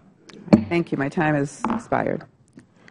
I thank the gentlelady. We now recognize the gentlelady from New York, Ms. Burkle, for 5 minutes. Would the gentlelady yield for 10 seconds? Absolutely. Isn't it true on a per megawatt basis that the subsidy to fossil fuel is a fraction of a subsidy to renewables at this time, that those are weighted based on very small amount of renewables, very large amount of fossil fuel? I haven't looked at the numbers, but I would presume so because the amount of energy generated by fossil fuel still overshadows that of. I thank the gentleman. The gentlelady is recognized. Thank you, Mr. Chairman, and I thank you, Secretary Chu, for being here this morning. I want to just refer to and reference a comment my colleague from District of Columbia mentioned about the 2% oil reserves that exist in the United States. Do you agree with that assessment? Well, I'm not an expert on oil reserves. I've certainly heard that. But oil reserves are a very specific definition of what an oil reserve really means. But I've heard that number. Thank you. And we've heard the President refer to that both during his campaign and in his State of the Union. I think the last figure he used was 3%. But I think it's important because the people throughout the country they need to know the truth. And if I look at these numbers here, that our country doesn't have just 2% of the reserves. At least 86 billion barrels of oil in the outer continental shelf, 24 billion barrels in shale deposits in the lower 48 states, up to 2 billion barrels of oil in shale deposits in Alaska, up to 12 billion barrels in Anwar, as much as 19 billion barrels in Utah. the tar sands, according to the Bureau of Land Management. All of these numbers are coming out of governmental agencies. There's a massive Green River Formation in Wyoming, which according to the USGS contains a stunning 1.4 trillion barrels of oil shale. And on it goes. Rand Corporation found that about 800 billion barrels of oil shale are in Wyoming and neighboring states. All told, the U.S. has access to 400 billion barrels of crude that's recoverable via existing drilling technologies. That's really very important for us to recognize that we do have more than 2% of the oil reserves, and that we can be energy independent if we just tap what's in the United States of America. We can become less dependent on the Middle East oils. And I think, as I sit here, it's so important for me to get a feel from this administration. Do you understand, and I'll just briefly mention my district, which is upstate New York, no mass transit and very cold weather. So we've got folks up there who must drive to work, and we don't measure in terms of blocks and miles like we do down here in Washington. They drive half an hour to work, just as my colleague from North Carolina mentioned. And beyond that, we live in a climate where the battery energy, the leafs and the volts, they don't work real well because they're so light, and in the weather and the snow that we have, last year we had over 200 inches of snow in my district, so they need heavy-duty cars that burn fuel. So my question to you this morning is, does the administration even begin to appreciate the pain at the pump that the American people are feeling? 70% of Americans drive automobiles. This issue is on their minds. And I'd like to see whether or not you think the administration is even aware of the pain that the people of America are feeling at the pump. The administration, the President, and I personally feel that very much. That is and we actually know this pain, because if you are in a situation where you do have to commute and you do have to use your own car, it is causing great hardship. Then, with all due respect, why aren't we tapping into the resources that exist in the United States of America so that, I agree, all energy exploration, but from what I'm hearing, and we talked about the stimulus and the advantage of the weatherization program and the fact that it benefits 680,000 Americans, and I think the number you used was approximately $437 a year in savings. That's now being eaten up at the pumps. That's nothing. Any benefit, if you could possibly justify the stimulus plan, is gone out the window because this administration is not willing to be aggressive and establish a sound domestic policy here, energy policy, where we explore all energy possibilities, but we rely on the resources that exist in this country. And I think if we did, we'd see, and you mentioned it in your opening comments, supply and demand. Very simple. We increase the supply of oil. We send a message to other countries that we are not going to be dependent on you. We have the resources here, and I think you will see gas prices drop dramatically. And I would ask of you to go back to the administration and say, the American people are hurting. They need you to do something now. They need the Keystone Pipeline Initiative. They need this country to say, yes, we will do all forms of energy exploration, but primarily we will drill and we will make sure the American people have access to lower gas prices and we access all of the resources that exist in our country. I see my time has expired. Thank you, sir. Mr. Secretary, if you wanted to respond, I don't want to have you cut off. Again, thank you, Mr. Chairman. Very, very quickly, the administration is supportive of increased production in the United States. Very aggressive program going on now through Secretary Salazar of Interior, much more land being offered for auction to decrease our dependency on imported oil, because we also recognize it creates jobs in America. So we are doing what we can in that respect. I thank the gentleman. We now go to the gentleman from Missouri, Mr. Clay, for 5 minutes. Thank you, Mr. Chairman, and it's good to see you, Mr. Secretary. While some have criticized individual and I think uncommon examples of disappointing results, I know of many successful recipients of Department of Energy grants. smart grid, clean cities, energy efficiency, environmental cleanup, renewable energy, hybrid technology. All of these and more are successful examples of Recovery Act funds administered by the Department. In my city, St. Louis, the Danforth Plant Science Center received funds via the Recovery Act for a project to determine how blue-green algae might be modified to produce fuel. Boeing received a smart grid grant via the Recovery Act to modernize the power grid. Washington University in St. Louis hosts one of 46 department-created energy frontier research centers. Researchers at the Photosynthetic Antenna Research Center are studying how plants harvest light and funnel energy in order to improve solar technology. As with all the organizations that receive ARA funds, PARC provides employment for staff at all levels. The city of Florissant, Missouri, in my district, was awarded Recovery Act funds through the department's Energy Efficiency Community Block Grant program. The funding covered installation of a new integrated solar panel roof system for the Civic Center. In addition, the grants provided funds for an energy audit and retrofit of heating, ventilation, and air conditioning units for all government-owned buildings. These projects not only provide jobs, they save a tremendous amount of money and energy. Also, Mr. Secretary, in my district in Hazelwood, Missouri, Emerald Automotive has developed an all-new lightweight range extended hybrid for fleet operators. The Emerald vehicle has a range of over 450 miles and achieves over 160 miles per gallon the first 100 miles driven. The vehicle reduces emission by 85% and saves the fleet operator considerable fuel costs. Testing on prototypes is currently being conducted, and the green vehicle will be produced in Missouri and sold domestically and in Europe.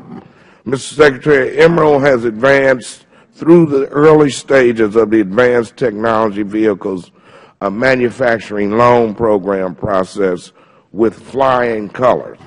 There have been 2 rounds of questions from the Department, which have been answered promptly and thoroughly. Over 1,000 pages were submitted in the last round alone. The Emerald vehicle is exactly the type of project for which the ATVM loan program was created, yet the process has stalled. Mr. Secretary, what needs to be done to have DOE consider the Emerald application on its merits? Well, as I said, we first consider all the applications strictly on the merits. And what we need to do is we have to decide how do you walk this balance between a company that is offering innovative, promising technology to our responsibility to the tax holders, that there's a likely chance of repayment. And this has always been the motivating factor in any decision we make. And it's projects like these that create jobs that were the genesis of the Recovery Act. Is that correct?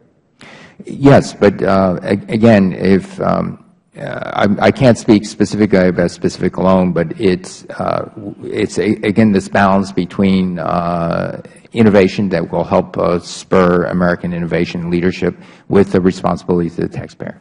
Yeah, could you please talk about these other Recovery Act programs that have brought so many jobs and created so many innovations in my city and the rest of the country? Well, some of those are grants. I don't know of all of them, but I know of some of them. There are research grants, EFRCs. We believe are very successful research grants, mostly to universities and groups to encourage professors to get together as a group and solve a problem rather than working as an individual research group, band together, because we think that if they do get together, 2 plus 2 can be more than 4. 1 plus 1 can be more than 2. And so we think that that has been very successful. The biofuels Danforth things, again, innovative. It's a grant. Danforth is a great organization. And so, again, all based on the merits, we're looking for ways of breaking through. Currently, the next generation biofuels is not competitive without subsidy. Let's say at $80 barrel oil, and we want it, and that's our goal. We want it to be competitive without subsidy. Well, thank you. I thank the gentleman. I have one question for the gentleman, if I could. Was it wise to talk about all the grants you already got when you wanted to know about the next one you wanted? I think it's cumulative. It's cumulative. Okay. You've done well, my friend. Thank you. With that, we recognize the gentleman from South Carolina, Mr. Gowdy. Thank you, Mr. Chairman. Thank you, Mr. Secretary. I want to ask you about your quote from 2008. Somehow we have to figure out how to boost the price of gasoline to the levels in Europe. Was there a specific country in Europe that you wanted to emulate, or would you have settled for a continent-wide average? Well, as I said repeatedly, since I became Secretary of Energy, that was no longer my goal. That was no longer what I had to do as a government servant. I understand that. You made that comment a few months before you were sworn in as Secretary of Energy, and I assume you meant it at the time you said it, or you would not have said it. My duties as Secretary of Energy and my duties to serve the administration take on different aspects. And so when I became Secretary of Energy, I knew what I had to do. And for the good, and especially since we ended up going into this free-fall recession. I understand that, but I also want to understand what you meant by that comment, which was just a few months before you were sworn in. So when you said somehow we have to figure out a way, who's the we? Somehow we have to figure out. Again, I'd rather dwell on what my record has been in the Department since I became a public servant. Mr. Secretary, when you said somehow we have to figure out a way to boost, the word boost has a specific meaning. It doesn't mean to let elevate. I mean, boost is intentional. What did you mean by the use of the word boost? I'm not sure I said boost, but as I said, it's what word would you have substituted? Well, as I said, it's now irrelevant in my present job. Do you know what the average price of gasoline in the United States was in 2008 when you made that comment? It was not low, as I recall. It was we were suffering one of these gasoline price spikes at the time. $3.50 a gallon. Do you know what the average price of a gallon of gasoline was in Europe when you made that comment? Considerably higher than that. About $8 a gallon.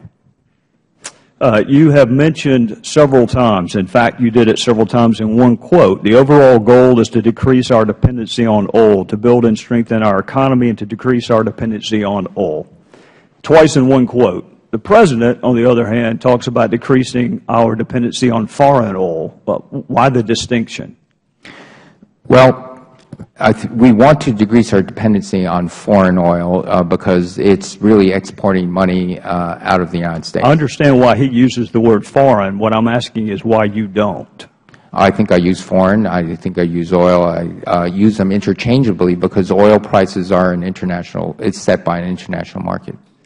You and Mr. Jordan were talking about probabilities, specifically with reference to bond ratings and investability. What are the probabilities of a CCC rated company getting millions of dollars in government loan guarantees? Well, a CCC plus is really at the edge of what I would consider the risk to the taxpayers. So what would the probabilities of that of someone at the edge getting a loan? Well, again, going back and looking at how the OMB, whose responsibility it is to set the credit subsidy, and the credit subsidy as it's set is literally, if one looks at the statute, there to offset the potential losses due to non-repayment of any kind, delinquencies. And so that credit subsidy score, so if the credit subsidy score is 50%. The chances are 100% if you donated $30,000 to the President's reelection bid. Sorry.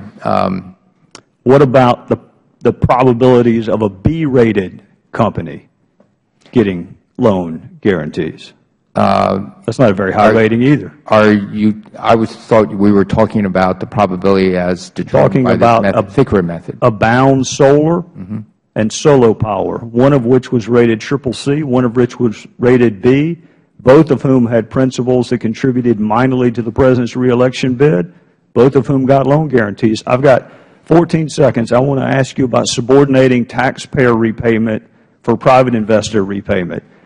Do you take the position that if there's a loan closing in the morning and by statute the taxpayers cannot be subordinated, that if you renegotiate that afternoon, you can negotiate them to get in line behind private investors? No, I don't take that position. What length of time has to pass before it can be restructured?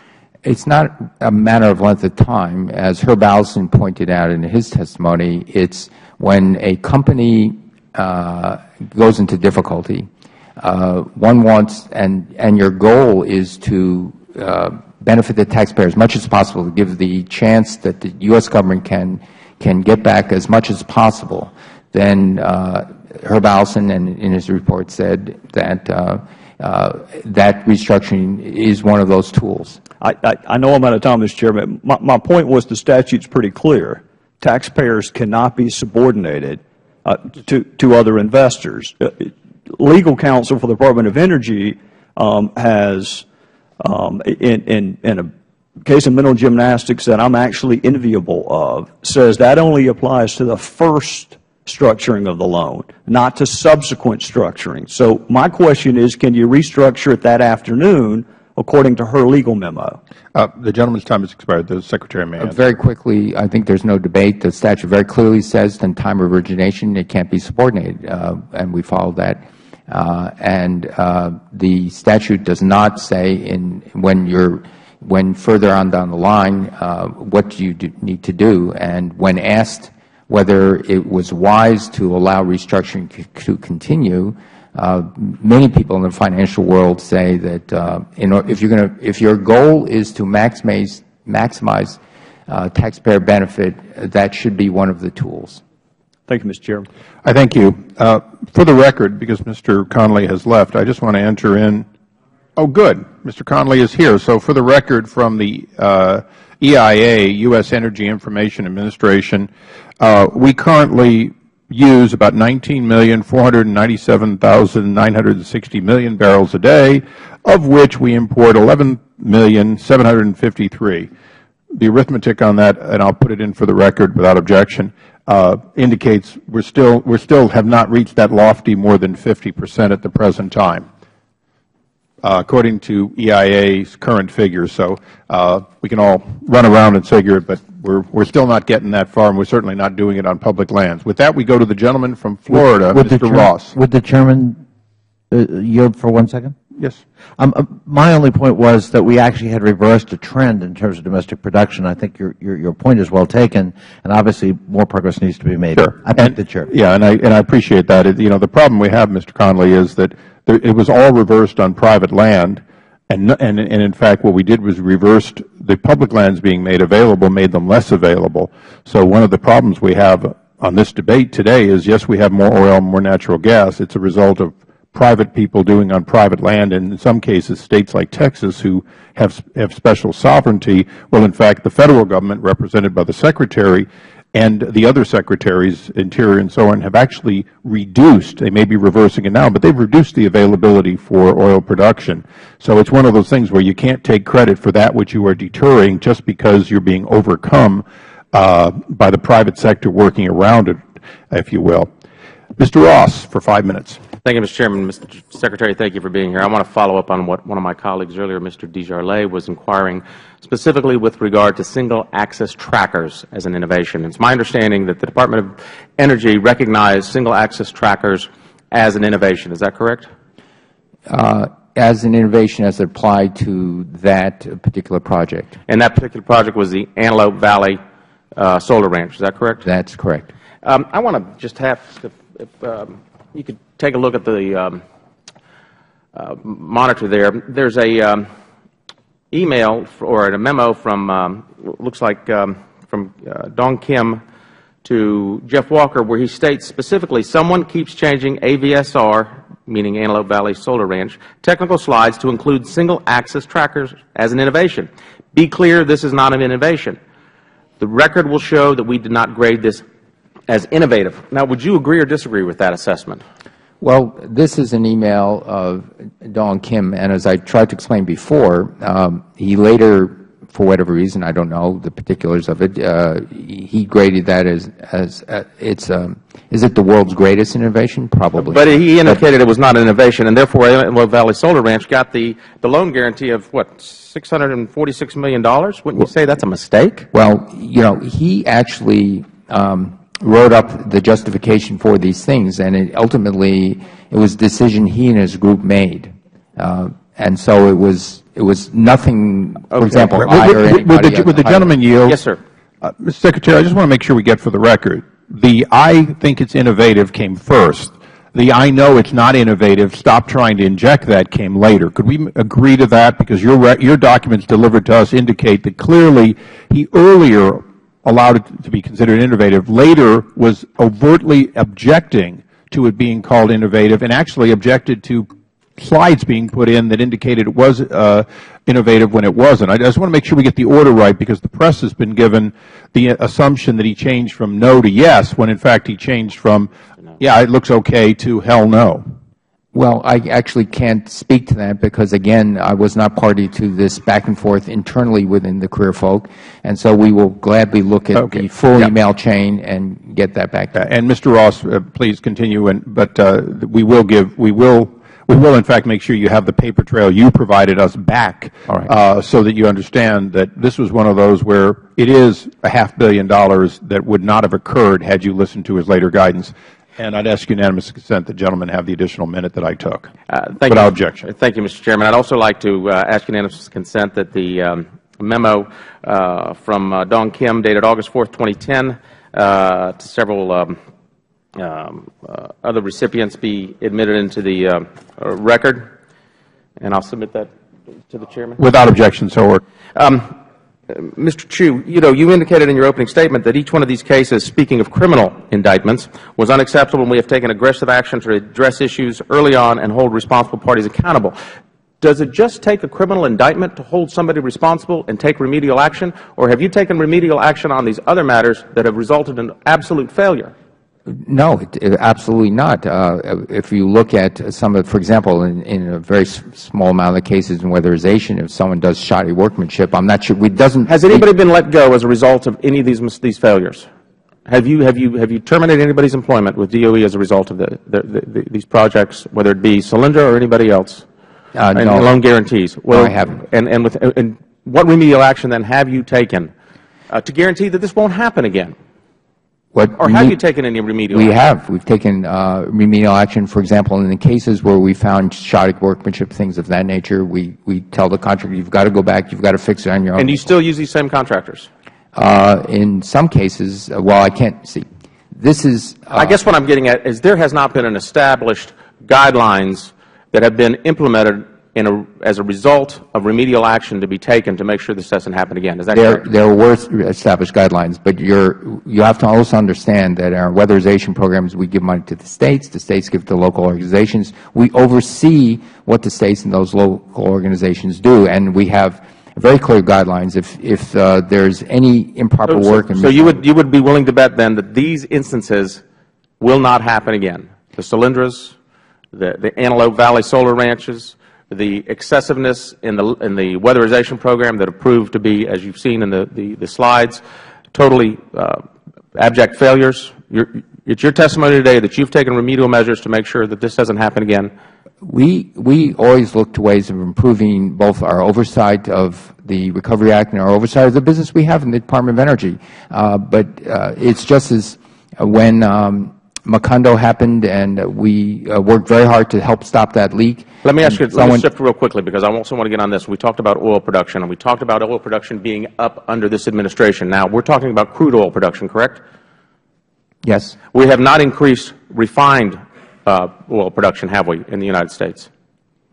I actually don't know about that. Have we been, how much have we been exporting of our crude oil production? Well, has that increased under this administration? I think the correct question you meant to ask was, what are the net imports or exports? Because there's of crude or refined. I think both. Okay, that answer. Because depending on the refineries, how sour or sweet the crude is, so there's a little bit of going back and forth of crude. We've increased our exports of refined oil, have we not? Again, and would not increase in production, even from the drawing board, as an economist, affect the market rate of crude oil prices, even if it takes 10 years to develop? The Secretary may answer. As I said, the thing that affects prices, yes, supply, demand, very, very important. Other things that affect prices are the amount of spare capacity. Other things that affect prices are forward-looking things and nervousness about international events. All of those things affect the international price of oil. Thank you. I yield back. I thank the gentleman.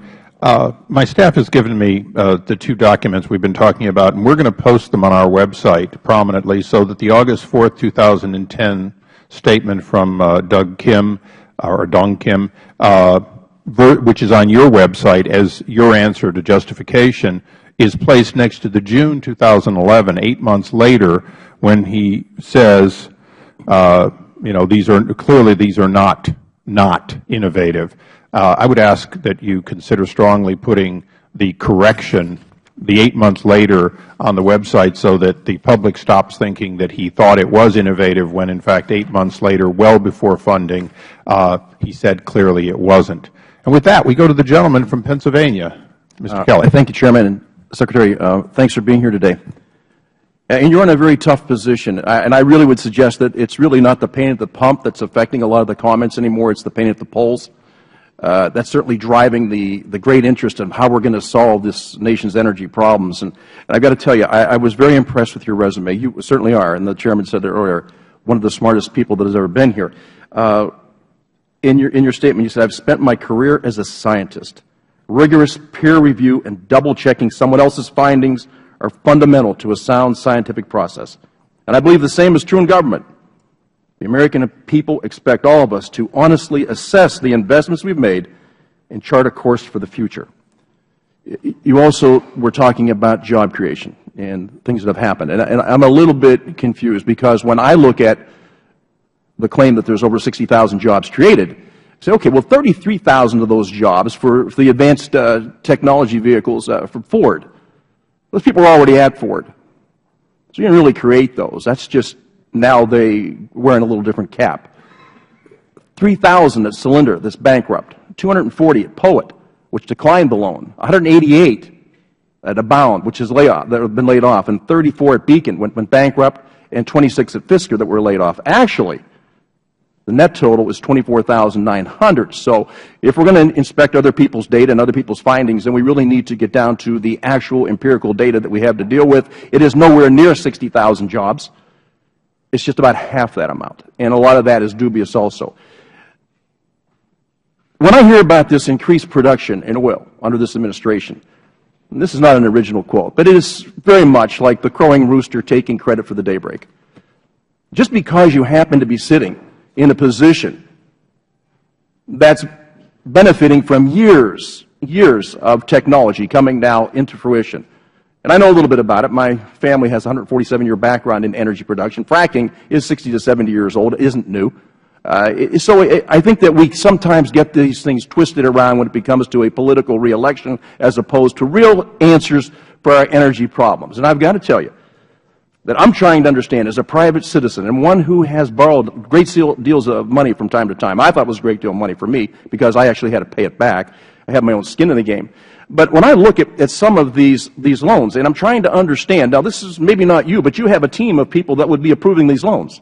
Mr. Jordan asked about it, Mr. Chaffetz asked about it, and my colleagues have asked about it. There's no way in heck anybody could have looked at these if it was their own money. If you were truly a lender who was responsible to a group of investors for the way your money was being lent, you would say, no, no, no, no, we can't invest this way.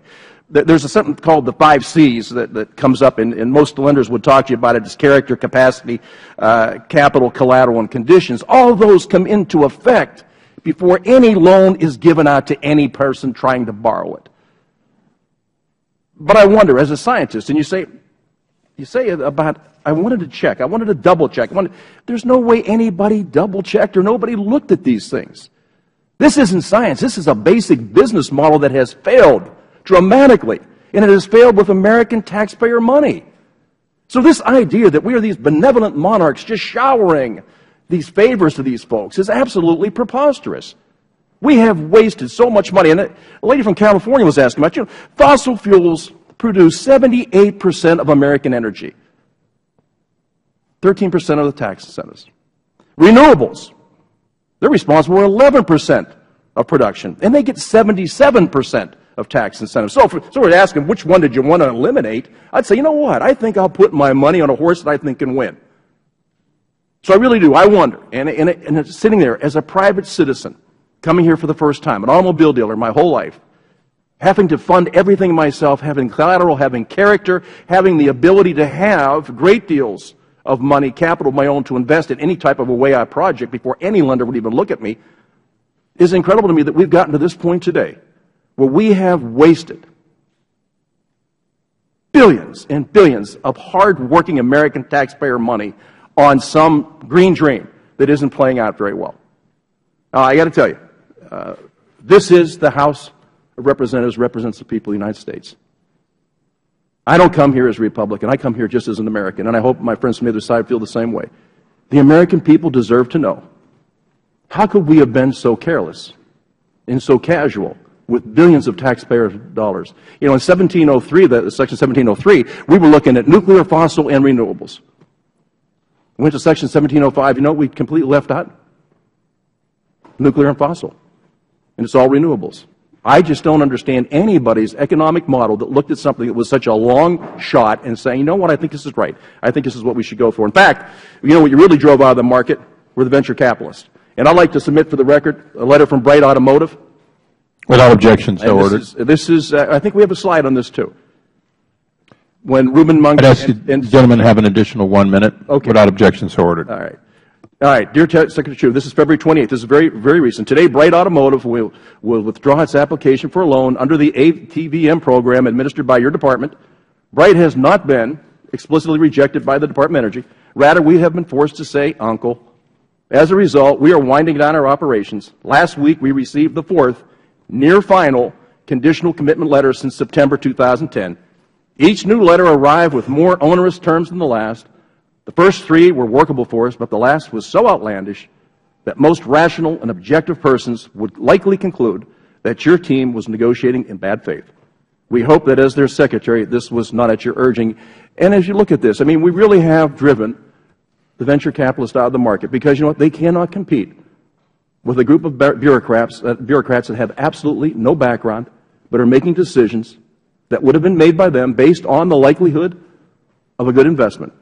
So the Energy Department may well-intentioned, but has absolutely destroyed a part of the investment industry through an absolutely preposterous model that has no basis to be even looked at and said, you know what, these were good decisions based on good information. If it had a 50% chance of survival, I'd like to talk to one lender that would have said, thumbs up on that one. It just wouldn't have happened. So I railed back my time. Mr. Secretary? Well, there wasn't a question there. I don't think there was a question, so. Okay. With that, we'll go to the gentleman from Texas, Mr. Farenthold. Thank you, Mr. Chairman. Secretary Chu, thank you for being here. I applaud your taking the time to be here, and I'm happy to see we've got somebody in charge of an organization that actually has a scientific background. Let's talk a little bit about natural gas, if you don't mind. natural gas is cheap and abundant right here in America, and lower natural gas prices in some areas of the United States, well, they are at historic lows. Just for the record, would you say that falling natural gas prices reduce the favorableness of the business model for some of these alternative energy sources? Maybe one of the reasons they're less able to compete is we can throw a proven technology natural gas power plant on and put, $2.60, $2.70 natural gas in it? I would certainly agree that falling natural gas prices, especially where they are today, makes natural gas very competitive with other forms of energy. And so now that we've got relatively low natural gas prices, and we actually do see the oil and gas sector ramping up employment in South Texas, we're under 7% unemployment, actually looking at jumping under 6. We're actually having trouble finding people to work in the oil field. Do you think this might be an opportunity for us to invest in technologies to export some of that natural gas, to bring money into the United States in the energy sector and lower our balance of trade? Well, first, we're very, very happy that the natural gas boom and the ability to recover natural gas, and where we thought 20 and 30 years ago was not recoverable. We're very excited about that. As you noted, it's creating a lot of jobs. We also think that natural gas is a good transition fuel.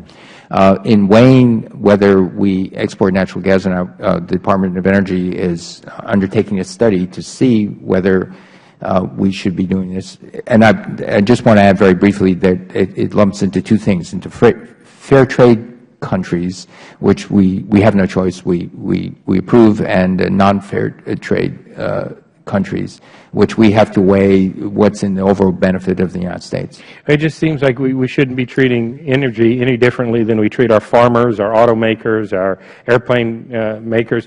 We encourage exports in those fields, and it seems like doing the opposite in the natural gas field might be a mistake and might be an opportunity to lower. And as far as you also mentioned the term transition fuel, transition to what? Well, to a lower carbon intensive economy.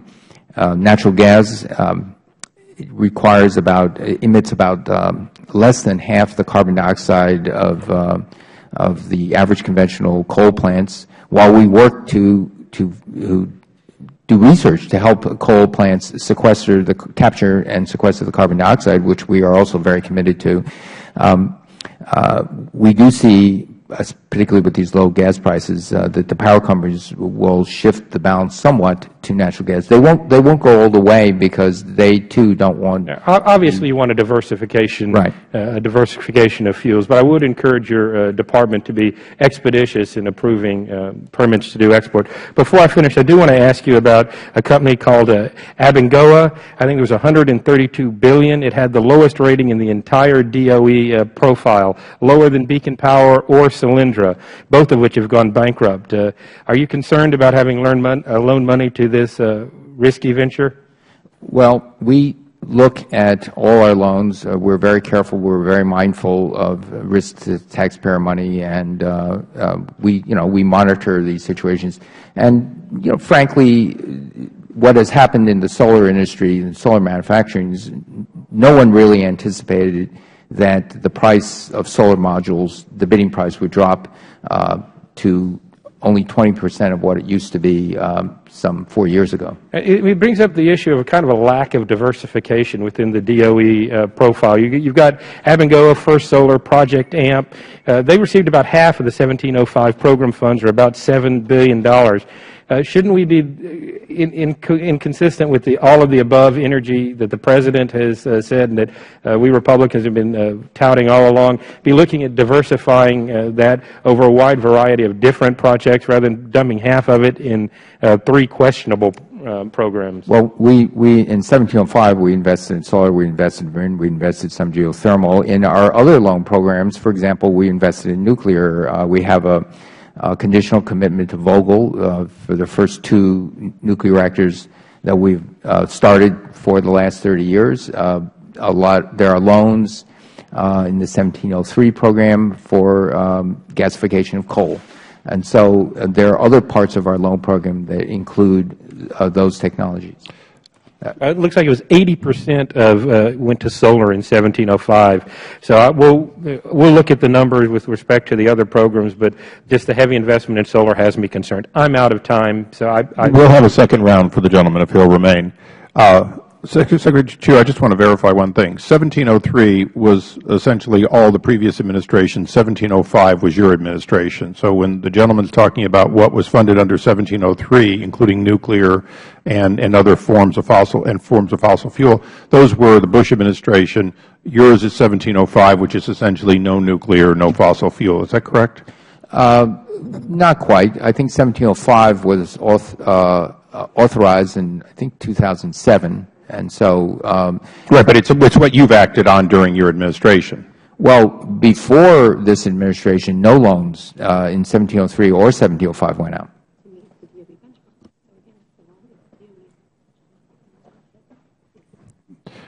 Okay, I think I'm not going to take it as my time because it isn't my time. We now go to the gentleman from my college hometown, Mr. Wahlberg, for 5 minutes. And we are better off because of it, I'm certain. I hope Sister Peg is listening to that as we speak. She is listening and wondering why. Michigan, the motor capital of the world. Michigan rebounding. Michigan, in my district, and I think all over, frustrated with the high cost of using those excellent vehicles that are produced in Detroit and other areas of Michigan and around this country. But we're not going to relinquish that standard that we have and the desire to give people resources of transportation that they want. And I know it seems right now, at least from my perspective and that of my constituents, that their government is attempting to do mind changing, whole process changing, moving to some other direction that, frankly, they're not accepting at this point in time. And primarily in the 9 town hall meetings I had last week, I just heard from my constituents saying, reduce the cost of gas at the pump. Get us what we want on that area, and then take the next 200, 600, 800 years to find all of the resources that you think will come following that. I know they're not committed to destroying our environment, but they want an economy in this country that promotes them. In your testimony, Secretary Chu, you stated clearly that where we find mistakes, we have and we will move swiftly to correct them. Project AMP received $1.4 billion loan commitment from the Department of Energy. The Recovery Act required projects to commence construction before 2011, by September of 2011. We checked in February of 2012, and still Project AMP had not commenced construction. What is your response to that? Is that not a mistake? Is that not a violation? And what will you do? I'd have to get back to you on that one, and so we will look into it. Well, I guess I go back on the question and state that you said where we find mistakes we have, and we will move swiftly to correct them. If indeed the requirement is that the project where someone receives the AMP, or this specific Project AMP, received $1.4 billion loan commitment, and they haven't commenced construction yet as of February 2012, when they were supposed to commence it by September 2011, what other answer would be other than we ought to be withdrawing? Again, I would going to look into the exact things in commencing construction, whether it's an obligation, but I would certainly look into it and get back to you on whether it satisfies the statute of the law. My colleague, Congressman McHenry, asked what you had done and this administration had done to lower gas prices. You spoke of programs to improve engine efficiency and other vehicle technology. The Advanced Technology Vehicle Manufacturing Program is a Bush-era program designed to assist manufacturers of advanced technology vehicles. Do you know where the last ATVM loan was issued? When the last ATVM loan was issued? Not off the top of my head. April 2011. Do you know how many companies are awaiting a loan at this time? I know. I, again, don't know the exact number. There are a number of loan applicants right now. Well, with the lack of knowledge or seemingly attention to this detail, why does the Department of Energy website tout the ATVM as a jobs program? We have, you were asking for an exact count of the number of loans applications that are before us, and so I was just saying that I did not know the number. It is a jobs program. I'll take a guesstimate. Any guesstimate on it? 4, 5, 6, I don't know. So again, why do we list this as, or tout it as a jobs program if it seems pretty insignificant in a time when we have energy concerns that are frustrating people at the pump? And well, it's a program where that was set up in a previous administration. We believe that it did a lot of good. It said the loans to Ford and Nissan created and saved a lot of American jobs, and I think you'd agree with that. One final question, Mr. Chairman, if I could. I'd ask the gentleman to have an additional minute without objection, so ordered. Thank you. Simple question. When will oil production go up on federal leases? Lands.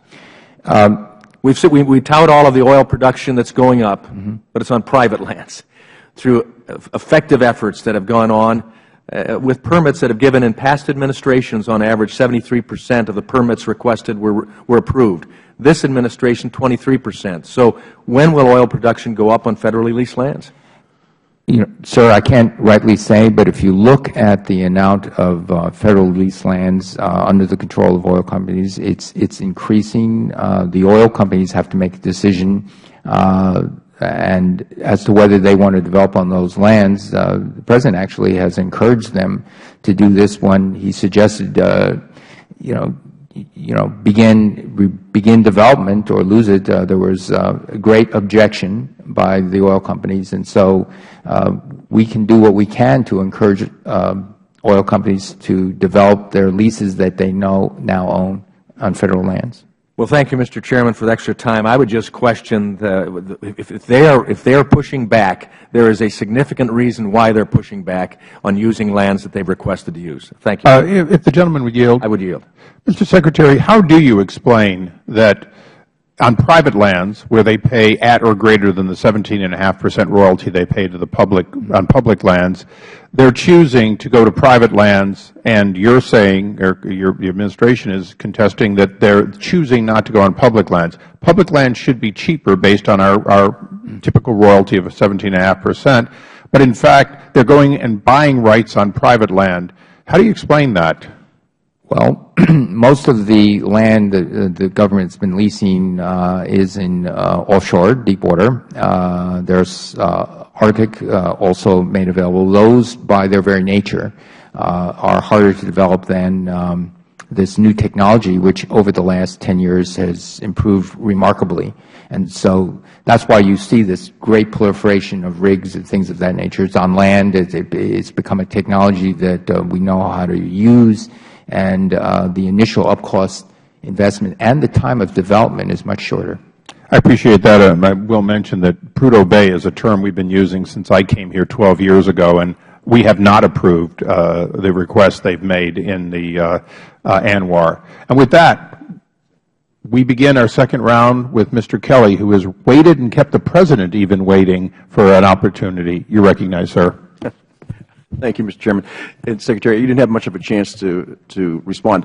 When it comes back to Bright Automotive, there's a report that you had a conversation with Amy Dobrakova, a former employee, and that was as recent as March 5th, 2012 at the Green Fleet Conference, that you knew a year and a half ago that Bright wasn't going to be able to qualify for this loan. Is that true? I had a conversation with the woman. That's not what I said. We felt that for a long period of time, this looked like a very iffy proposition, and although very sympathetic to the company and to her, we did not, we did not, quote, know long ago, but it was on the margin for a long period of time based on our market analysis, based on all the other things that would entail the risk to the taxpayer money. Well, and I guess that's part of the question, because the same thing is with Fisker. We're asking them to push science forward to meet a market demand. Or there's not a market demand for it, but we're saying the science has got to come into line right now. We've got to do things quicker. Tell me a little bit about Fisker, because Fisker is going through the same situation right now where all of a sudden it's what they were told they were going to get in total. They've only gotten part of it because they haven't met some of the metrics I think that the Department has asked them to do. What is it that they're coming up short at? Well, I'm not going to talk specifically about any specific loan, but I'll tell you in general what we have in our program and our loans, and that is we have milestones. And if and so as we meet out and disperse the funds, companies have to meet milestones, and if they don't, we enter into discussions with them to see what can be done. And and in general, we think this is a very responsible stewardship of taxpayer money. And so, not going into any details of any company, we're just saying that we do take the responsibility of to the taxpayer very seriously. In some instances, not in all, because as we've seen before in previous instances, there were monies given out to companies that had this BB- rating and really didn't have the metrics in place. Now, going back to the conversation you had with Amy Dobrakova, are you saying that the New York Times misquoted you? The conversation that I recall was that I said we had our doubts about Bright Auto, and we were trying to work through with the company how to get the loan, and so that's the conversation I recall. Okay, because there is an audio of that, but this is what I was referring to earlier. So if we're taking people who would normally, venture capitalists who would get involved, and we've taken them, quite basically, we've taken them out of the equation now because bureaucrats now are making decisions on investing capital, not their own, but taxpayer money.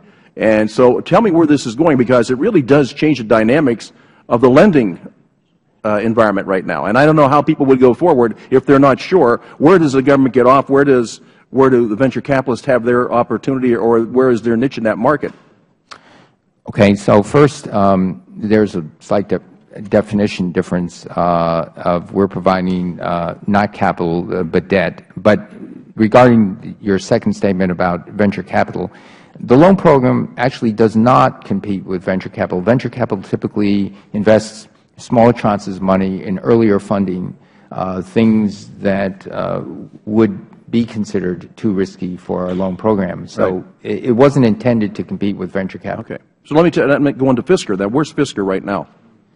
Again, I can't talk to the particulars of any loan, and so I hope you would understand that.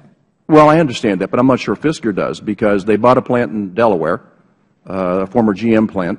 Tesla bought a former GM plant in California, and a lot of this is predicated on the fact that private investment and government investment is which comes first, the chicken or the egg. Do we have to get the private money in first before we qualify for the government money? And from the private sector, they're saying, well, unless you have a guarantee on the loan, we're not willing to put more money into it. So I'm kind of confused, as anybody that I actually have had to borrow a lot of money in my lifetime. I'm trying to understand, where is it that this fits and would give anybody who was actually seeking one of these loans any type of a clear avenue as to how you would obtain this funding and how you would go forward? Well, I think those requirements we hope are reasonably clear, because it's written into the statute that when we offer either a loan guarantee or something of that nature, that a minimum of 20% has to come from private equity investments or investments some other way. In some instances, the government is following considerable investments in the private sector. and then the company comes forward and says, we'd like to do another project which we will think fits in the scope of the definition of the loan program, and therefore they would ask. Yeah, I know Fisker's run into some trouble. In fact, their car wouldn't start when they had it at one of the shows to start. They couldn't get it to start, and I know that they're facing some great difficulties. But and I've run out of time. I do appreciate you being here today, and I know you're in a tough position.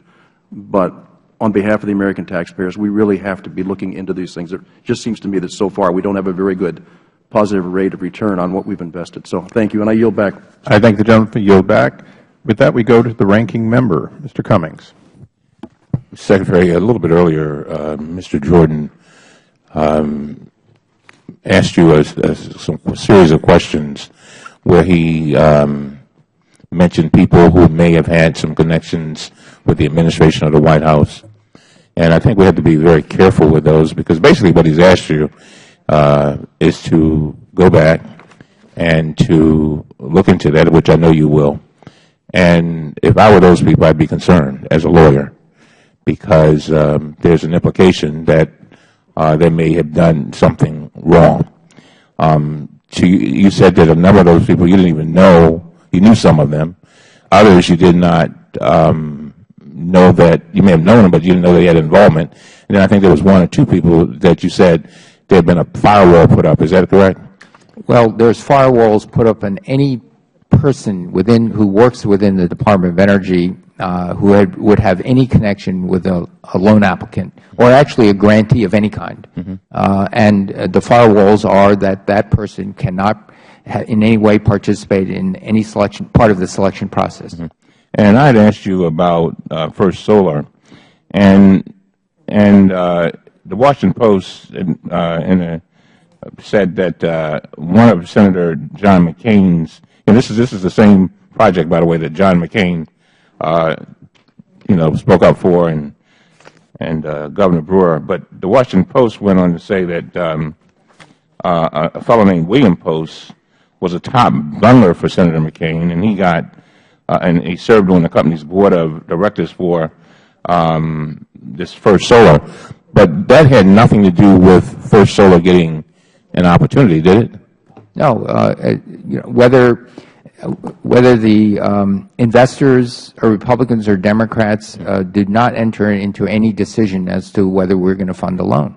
Now, last November, then White House Chief of Staff William Daley appointed Herb Allison to conduct an independent study of DOE's loans and loan guarantees of clean energy projects. The independent consultant was responsible for completing 3 tasks. Number 1, evaluating the current status of the loan portfolio. 2, recommending ways to strengthen and management of the oversight of DOE's loan program. 3, proposing an early warning system for spotting potential problems that could affect the value of the loan portfolio. Are you familiar with that? Yes. Now, the independent consultants report acknowledged that Congress directed DOE to support, quote, innovative and, quote, alternative energy projects that involve more risks than is typical for a project and corporate debt financing.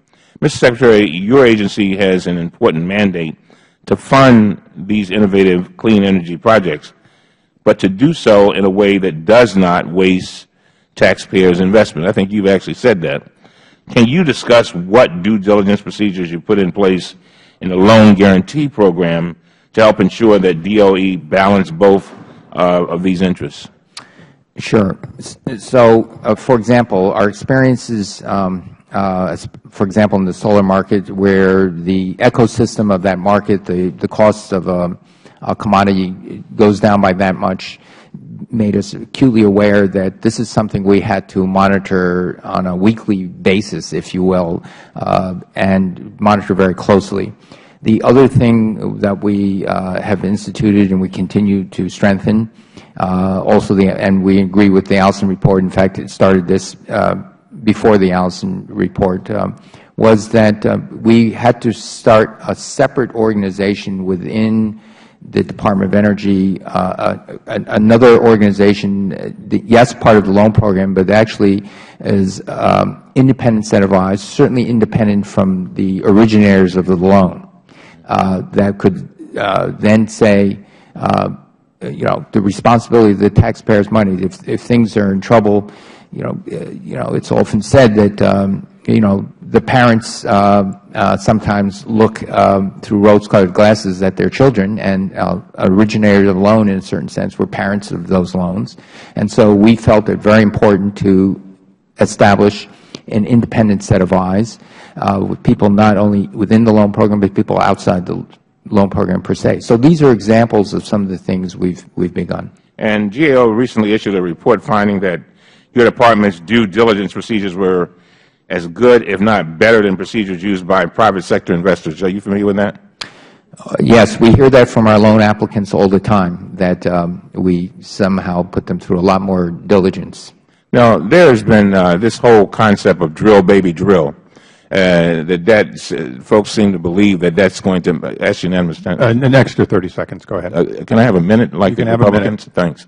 The Republicans have been touting the drill, baby, drill, as if that's going to reduce gas prices. And, I remember when we had gas price hikes and President Bush was around, I reminded my colleagues that there are certain limitations that we have. Can you, it's been implied that that you all are not doing all that you can to reduce gas prices. And I just want to, since the American people may see this, I want you to be able to tell them what you are doing. Well, and if that drill, baby, drill thing works. First, as noted several times, this is a world commodity. It depends on the world structure. We actually like the idea that the United States is increasing its production of oil and natural gas. This is good. It means American jobs. So we're supportive of that. I've listed that before. In the previous administration, I twice was asked to help spend an hour and a half with President Bush in the Roosevelt Room with a few others to try to help get relief at the pump.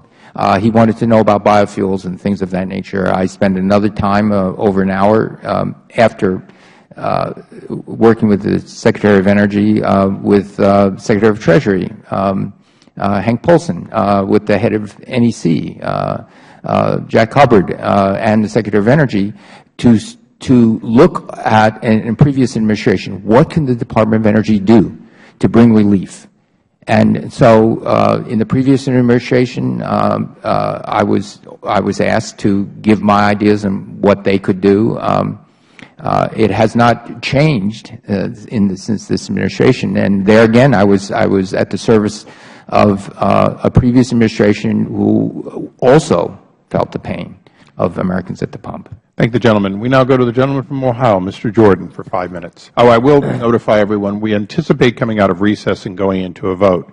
Mr. Secretary, the earlier of the two of that vote, or 1 o'clock, will be your reprieve, if you don't mind. Thank you. Thank you. Mr. Jordan. I thank the Chairman. Let me just pick up where the ranking member started his time.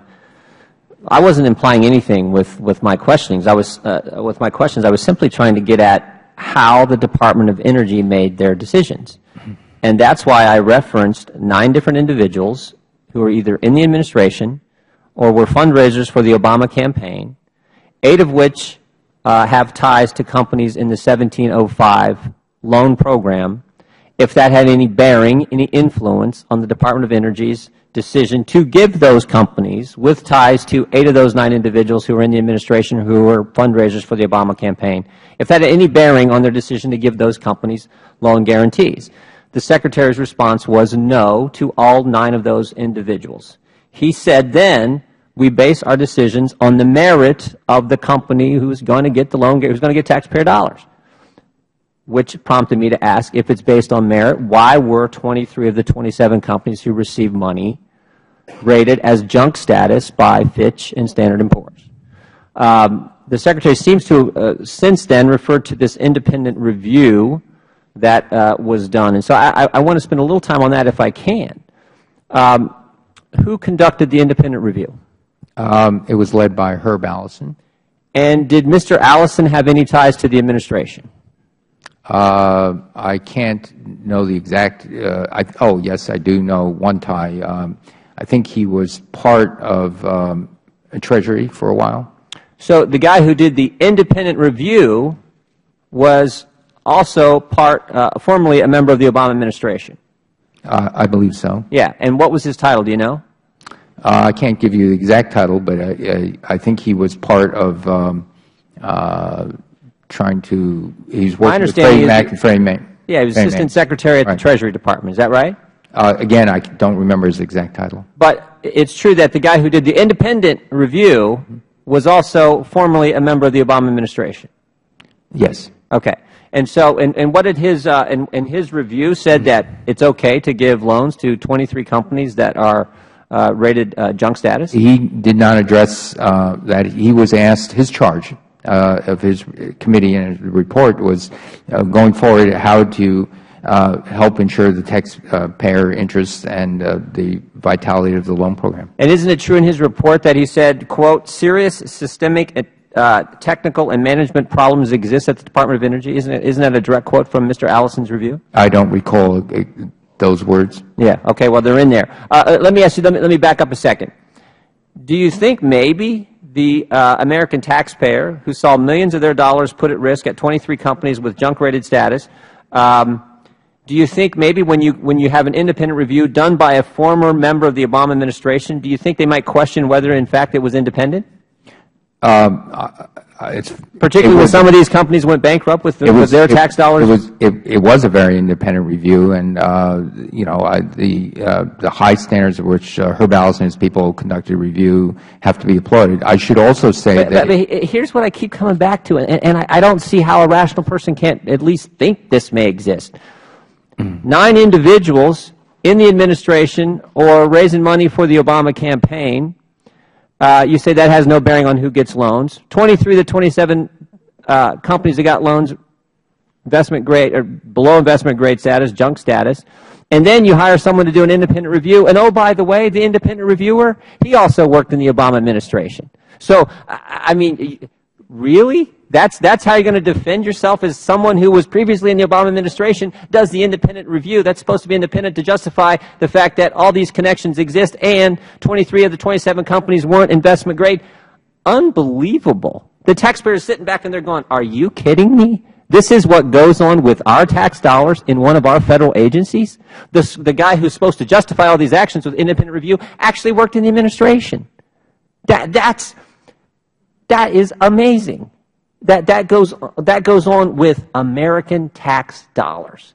That's the point that the American people find so frustrating and so troublesome when they look at this entire situation. When the loan program was set up, it was set up to fund innovative companies. And it was also set up with a loan loss reserve, which was specifically set aside. So this is money appropriated, not money, this is real dollars appropriated by Congress to account for losses. And Herb Allison's report said that in the monies available for this loan loss reserve of about $10 billion, they estimate that perhaps 2.7, less than one-third, is at risk. And they also said that we don't say that they're going to lose 2.7. So it's far less than what Congress appropriated for those losses. Mr. Chairman. Well, Mr. Chairman, look, you can... Would the gentleman yield for a second? I've made my point. I'd be happy to yield to the Chairman of the full committee. Mr. Secretary, notwithstanding where your independent Mr. Allison was before, he clearly shows us that if not for Nissan and Ford, you'd have had a disastrous result. That, in fact, when you pull them out, this is an awful performing portfolio. It's only Ford and Nissan coming back that actually improves it, and he includes things in his own. A lack of clarity in lines of authority within the loan program, lack of balance between those in government experience and those with substantial private sector experience and skill in the project. As I read it, he pretty much said you didn't do that good a job, and he does give you credit for the loan loss being less, but when you take Ford and Nissan out, it's more, isn't it? Well, one can take this out, put that in, and things of that nature. He also points out... Well, but no, wait a second. But the reason I'm asking about take them out is these are world-class, huge companies. Yeah, that's... And when you take Ford and Nissan, you're not talking about these BBCC startup companies with, quite frankly, as Mr. Jordan said, insiders, friends of the presidents, bundlers, and so on. So they are very different. The characteristic of the loans might be similar in amount, but the characteristics of the companies bear no resemblance, do they? Well, you can say that today, and everybody recognizes Ford has bounced back beautifully. It's a great company. Ford is a 100-year-old business worldwide, and Nissan came out of World War II and has gone almost straight up for 2 generations. So I think in fairness, you cannot compare auto companies to the startup electric companies and so on, can you? The credit subsidy for the Ford loan speaks for itself. It was roughly 50% of the loan. So in the eyes of the OMB, who sets that credit subsidy score, they felt that it had a 50% chance of default at the time. But it turned out not to be, and we applaud Ford for doing all the things it did, and it's a great company. We all agree on that part. Mr. Clay, would you like a second round? The gentleman is recognized. Thank you, Mr. Chairman. And last July, the Brookings Institution issued a major study providing the first comprehensive analysis of the U.S. clean energy economy. That report made a number of findings, and I would like to focus on 2. First, the report found that the clean economy generates good-paying jobs. According to the report, the clean economy employs about 2.7 million workers. That's more than the fossil fuel industry. The report said this, and I quote, "Newer clean tech segments produced explosive job gains, and the clean economy outperformed the nation during the recession.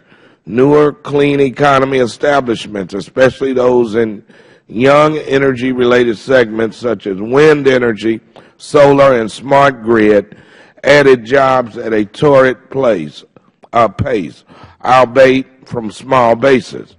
Secretary Chu, do you agree with the Brookings report that certain segments of the clean economy, particularly those whose Recovery Act monies have been invested, offer the potential for substantial job growth? I do.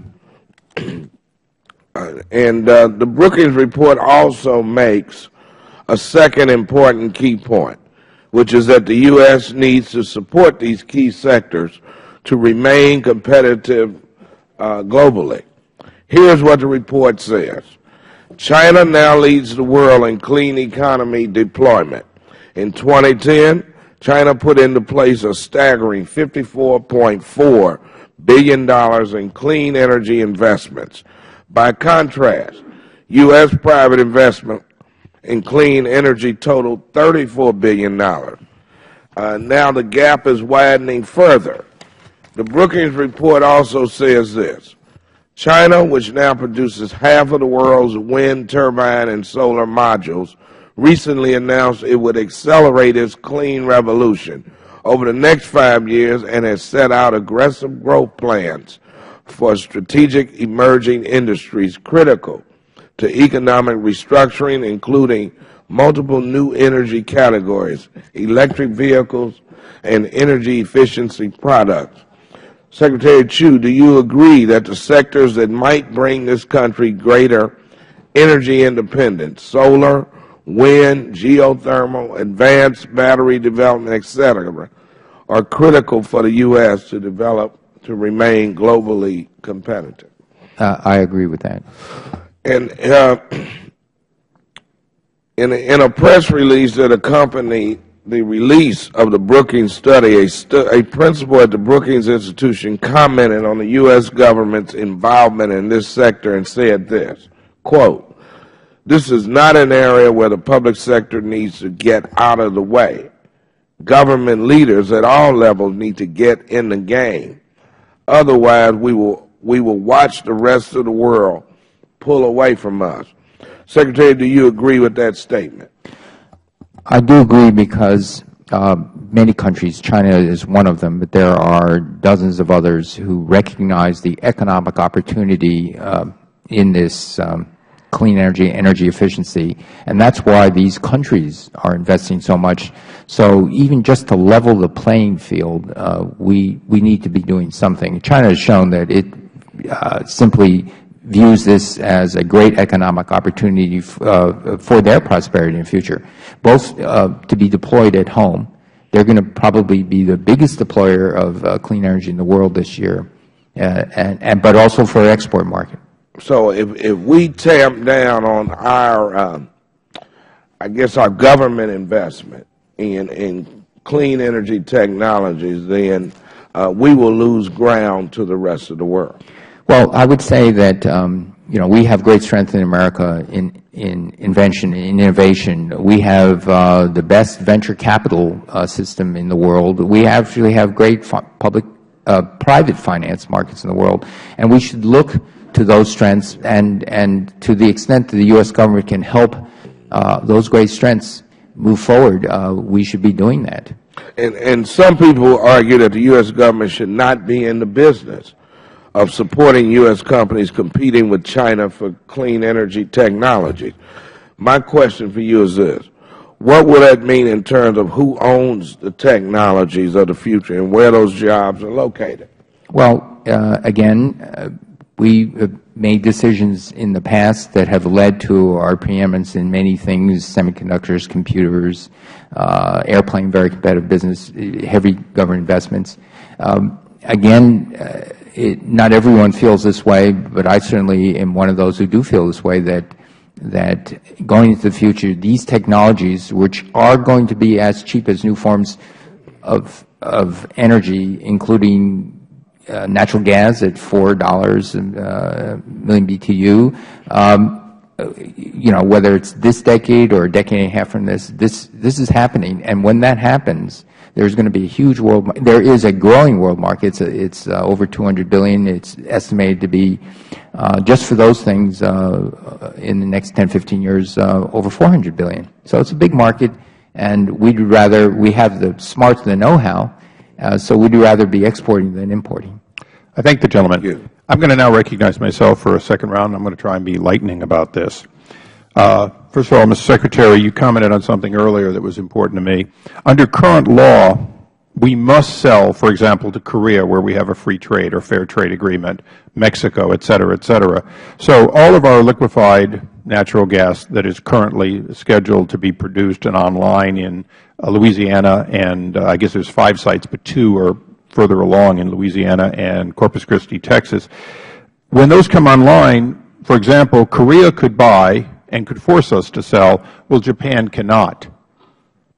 Does that seem like something that you should proactively look to make sure that, for example, our close ally Japan, much more heavily dependent on outside sources of energy, would have equal access to that and be able to compete for these lines? Because right now, as I understand, liquefied natural gas is being sold in the futures market such that the only countries who feel comfortable bidding are those who know that there will be a guarantee of delivery.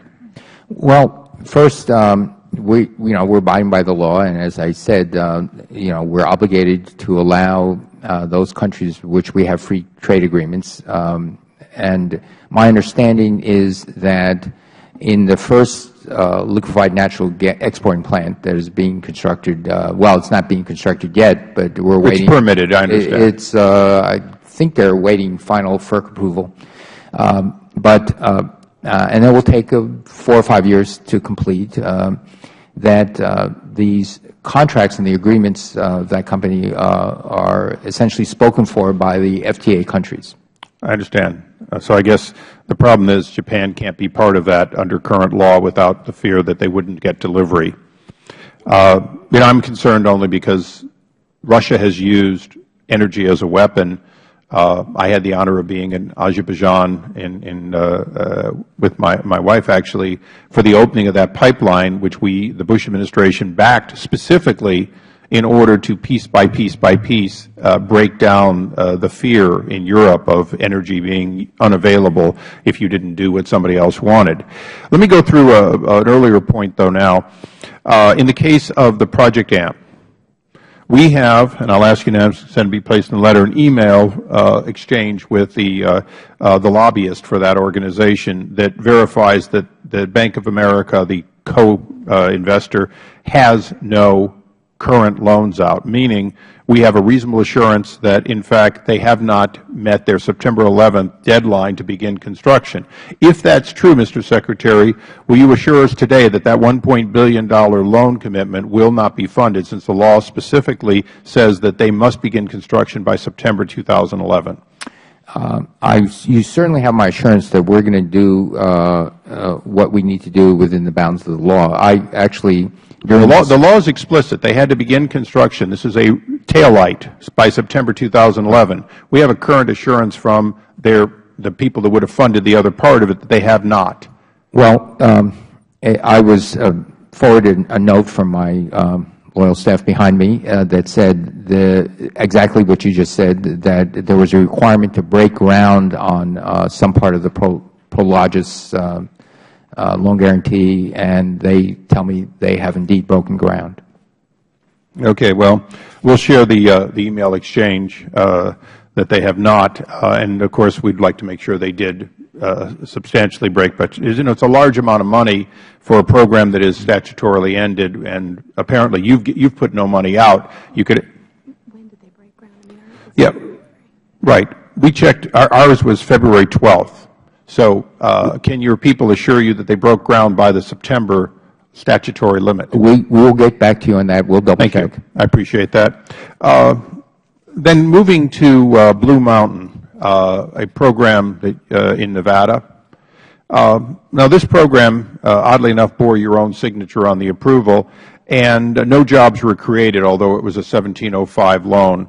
And in fact, the monies that were dispersed as a result of the loan guarantee went to the parent company, and the construction had already been done.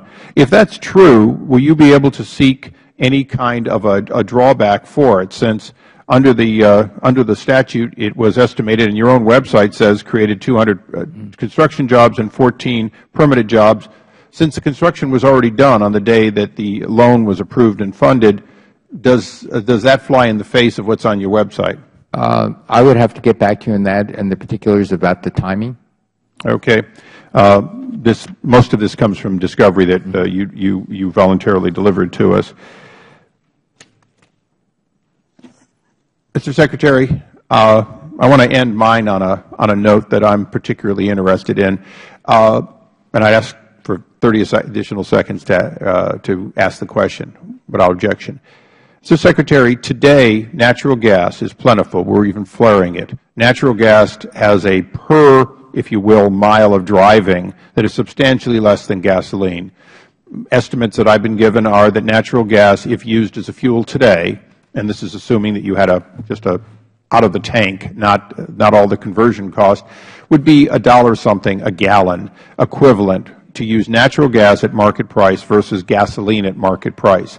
If that's true, if the American people could have nearly a 1/4 reduction by using natural gas, and if the difference between it being viable and not viable is in fact getting the 3,500 pounds per square inch compression that is typical in order to put enough of it in your tank down to 400 pounds, can you give us, and please, Secretary Chu, in language that the viewers could understand, give us the steps you believe would have to occur in order to get from where we are today, where the compression costs so much and has some danger questions and some cycle life, to one in which people could simply fill up their tank at home overnight and drive for hundreds of miles on this fuel, and as you said earlier, selecting fuel back and forth with this kind of a choice.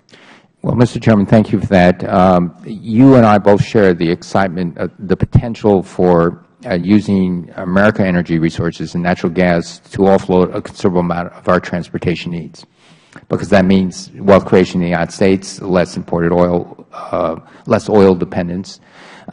And so with regard to that, we're talking right now about very, very high pressures, which require a very expensive carbon fiber tank.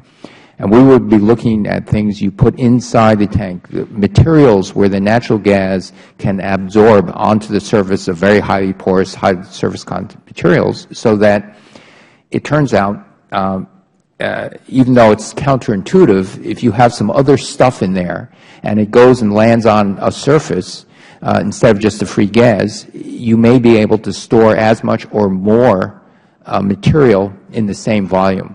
And that, if we could do that, that would greatly reduce the costs of the fuel tank. It would greatly reduce the pressure. It would make natural gas filling stations much less expensive. And so we are now designing, we've first had a request for a comment, but having realized this great natural resource, we're designing a program that says, let's invest in this research. And if it happens, in possibly in a year or three, we don't know because it is research, but that would have a profound impact on transportation, not only in the United States, but all over the world, because there's a lot of natural gas now in fracking all over the world. Again, that means the whole world diversifies from oil. That will have an effect on oil prices. Thank you, Mr. Secretary. Mr. Gowdy. Thank you, Mr. Chairman. Mr. Secretary, I realize the quote I asked you about predated your swearing in, but in all candor, you just recounted for us a conversation you had with President Bush and another member of his administration, which also predated your swearing in. So I think the notion that we have firewalled your swearing in as the time beyond which we can't ask any questions is not correct. But I don't want to quote you incorrectly, too, and you seem to suggest that maybe there was a word that I included in your quote that was not correct. Do you have the quote from 2008 in front of you? No, I don't. Does your staff have a direct quote from 2008 in front of them? No, I don't. But let me go back to what you said about my service to President Bush and his cabinet. I was asked in my role as a scientist for ideas that could help diversify the use of oil in the United States so it could bring relief to Americans. And that advice I gave, and I was delighted, I was honored to be asked for that, and I was delighted to give that advice. That actually has not changed at all. I am very committed to diversifying the energy supply of transportation in the United States. Mr. Secretary, I was in no way, shape, or form being critical of the fact that you were gracious enough to serve two different administrations. The fact that you would talk to folks from both parties is laudable. What I'm trying to figure out, these were not the musings of a misspent youth. This wasn't a private diary that somebody got their hands on. This was a public comment that you made months before you were sworn in. And if the quote is correct, somehow we have to figure out how to boost the price of gasoline to the levels in Europe. And other quotes you made contemporaneous with that suggest that the reason for that is to shrink demand for environmental concerns. So the notion that we have pivoted because we're in a recession, that doesn't impact the environmental concerns and why you initially advocated for higher gas prices in the first place, does it? Well, I think you've made some logical leaps there, but let me just say that— Well, then let me ask you, why did you advocate for higher gas prices in 2008? I have nothing more to add to that quote. I have said, and I continue to say, every action that I've had as Secretary of Energy, every action I've had as a scientist was actually to diversify the supply of energy, which ultimately, if adopted on a world basis, would actually decrease gasoline prices. You had a colloquy with one of my colleagues where you all agreed that this is a worldwide commodity with prices that are set by market pressures. So I think it's fair to ask, assuming that, how would you boost the price of gasoline? If it's set by the market, how would you do it? Excuse me, I'm not trying to boost the price of gasoline. Quite the opposite. I'm trying to help, as a scientist, develop technologies that can diversify our energy that we use in transportation, not only in the United States, but if successful, those technologies could be marketed by United States companies all over the world. That would have an effect on gasoline prices. Would the gentleman yield for just 1 second? Sure. Mr. Secretary Chu, did you support cap and trade by this administration? I did. And that would necessarily increase dramatically the cost of carbon, including gasoline, correct? Well, I think the estimate of the cost of gasoline was, I think, about 30 cents, something like that. Thank you for yielding. I'm not trying to cross-examine what you said in 2008. I'm trying to figure out, I assume that you meant it at the time you said it. And I assume, because you are a thoughtful, precise person, that you'd put some thought into it before you said it. And I'm just trying to understand why you felt that way in 2008 when gasoline prices were almost identical to what they are now. Again, we keep returning. I really have nothing more to add. And if you look at all my actions, what I've done as Secretary of Energy, I think there's everything is quite towards the other side. How do you help the American public? How do you actually help in real long-term solutions and midterm solutions? And quite candidly, a little bit here and there. And by that I mean short-term solutions. Let me give you, an example. I'm not going to interrupt you, but I do have one more question. I'm going to let you finish that, but I got one more question. Go ahead with your question. No, I don't want to cut you off. Okay. I spend a great deal of personal time trying to help stop a leak in the Gulf of Mexico. I spent a lot of time trying to help the Japanese with their nuclear reactors. They have secondary effects on the prices of oil. When the Japanese stop generating electricity from nuclear they have to go to natural gas, coal, and oil. Had there been more significant environmental impacts in the Gulf, that could have had an effect on the development of offshore oil. And so if you look at what I do, I can contribute in all those ways to help moderate those effects. I'm actually not questioning your motives, Mr. Secretary. I'm wondering how a 30-second swearing-in ceremony could have caused someone to pivot from advocating for European-level gas prices to now doing everything within his power to lower gas prices. That just strikes me as being a fair question. But let me ask you my last one. Loan guarantees shall be subject to the condition that the obligation is not subordinate to other financing. Why do you think that was put in the statute? I think because when you initiate a loan, the Congress felt that they did not want to put the taxpayer behind any loan, that they should have essentially, to use the colloquial expression, first dibs on repayment back. And that was rationale would be equally sound at a restructuring, correct? No. The reason it would not be sound at restructuring is at a restructuring, you restructure because the company is in stress of some kind.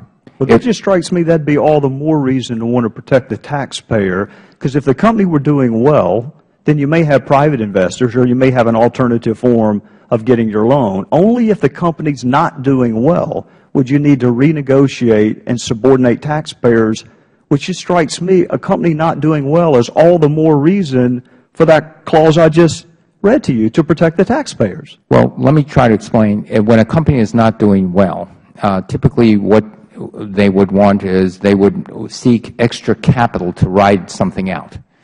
There might be setback. There might be a number of reasons. This happens all the time in the private sector. And so they need extra capital. Now, if you're a private investor, you come in and you say, well, look, this company is not doing well, and you want me to put in extra capital, and yet you want me to be second in line.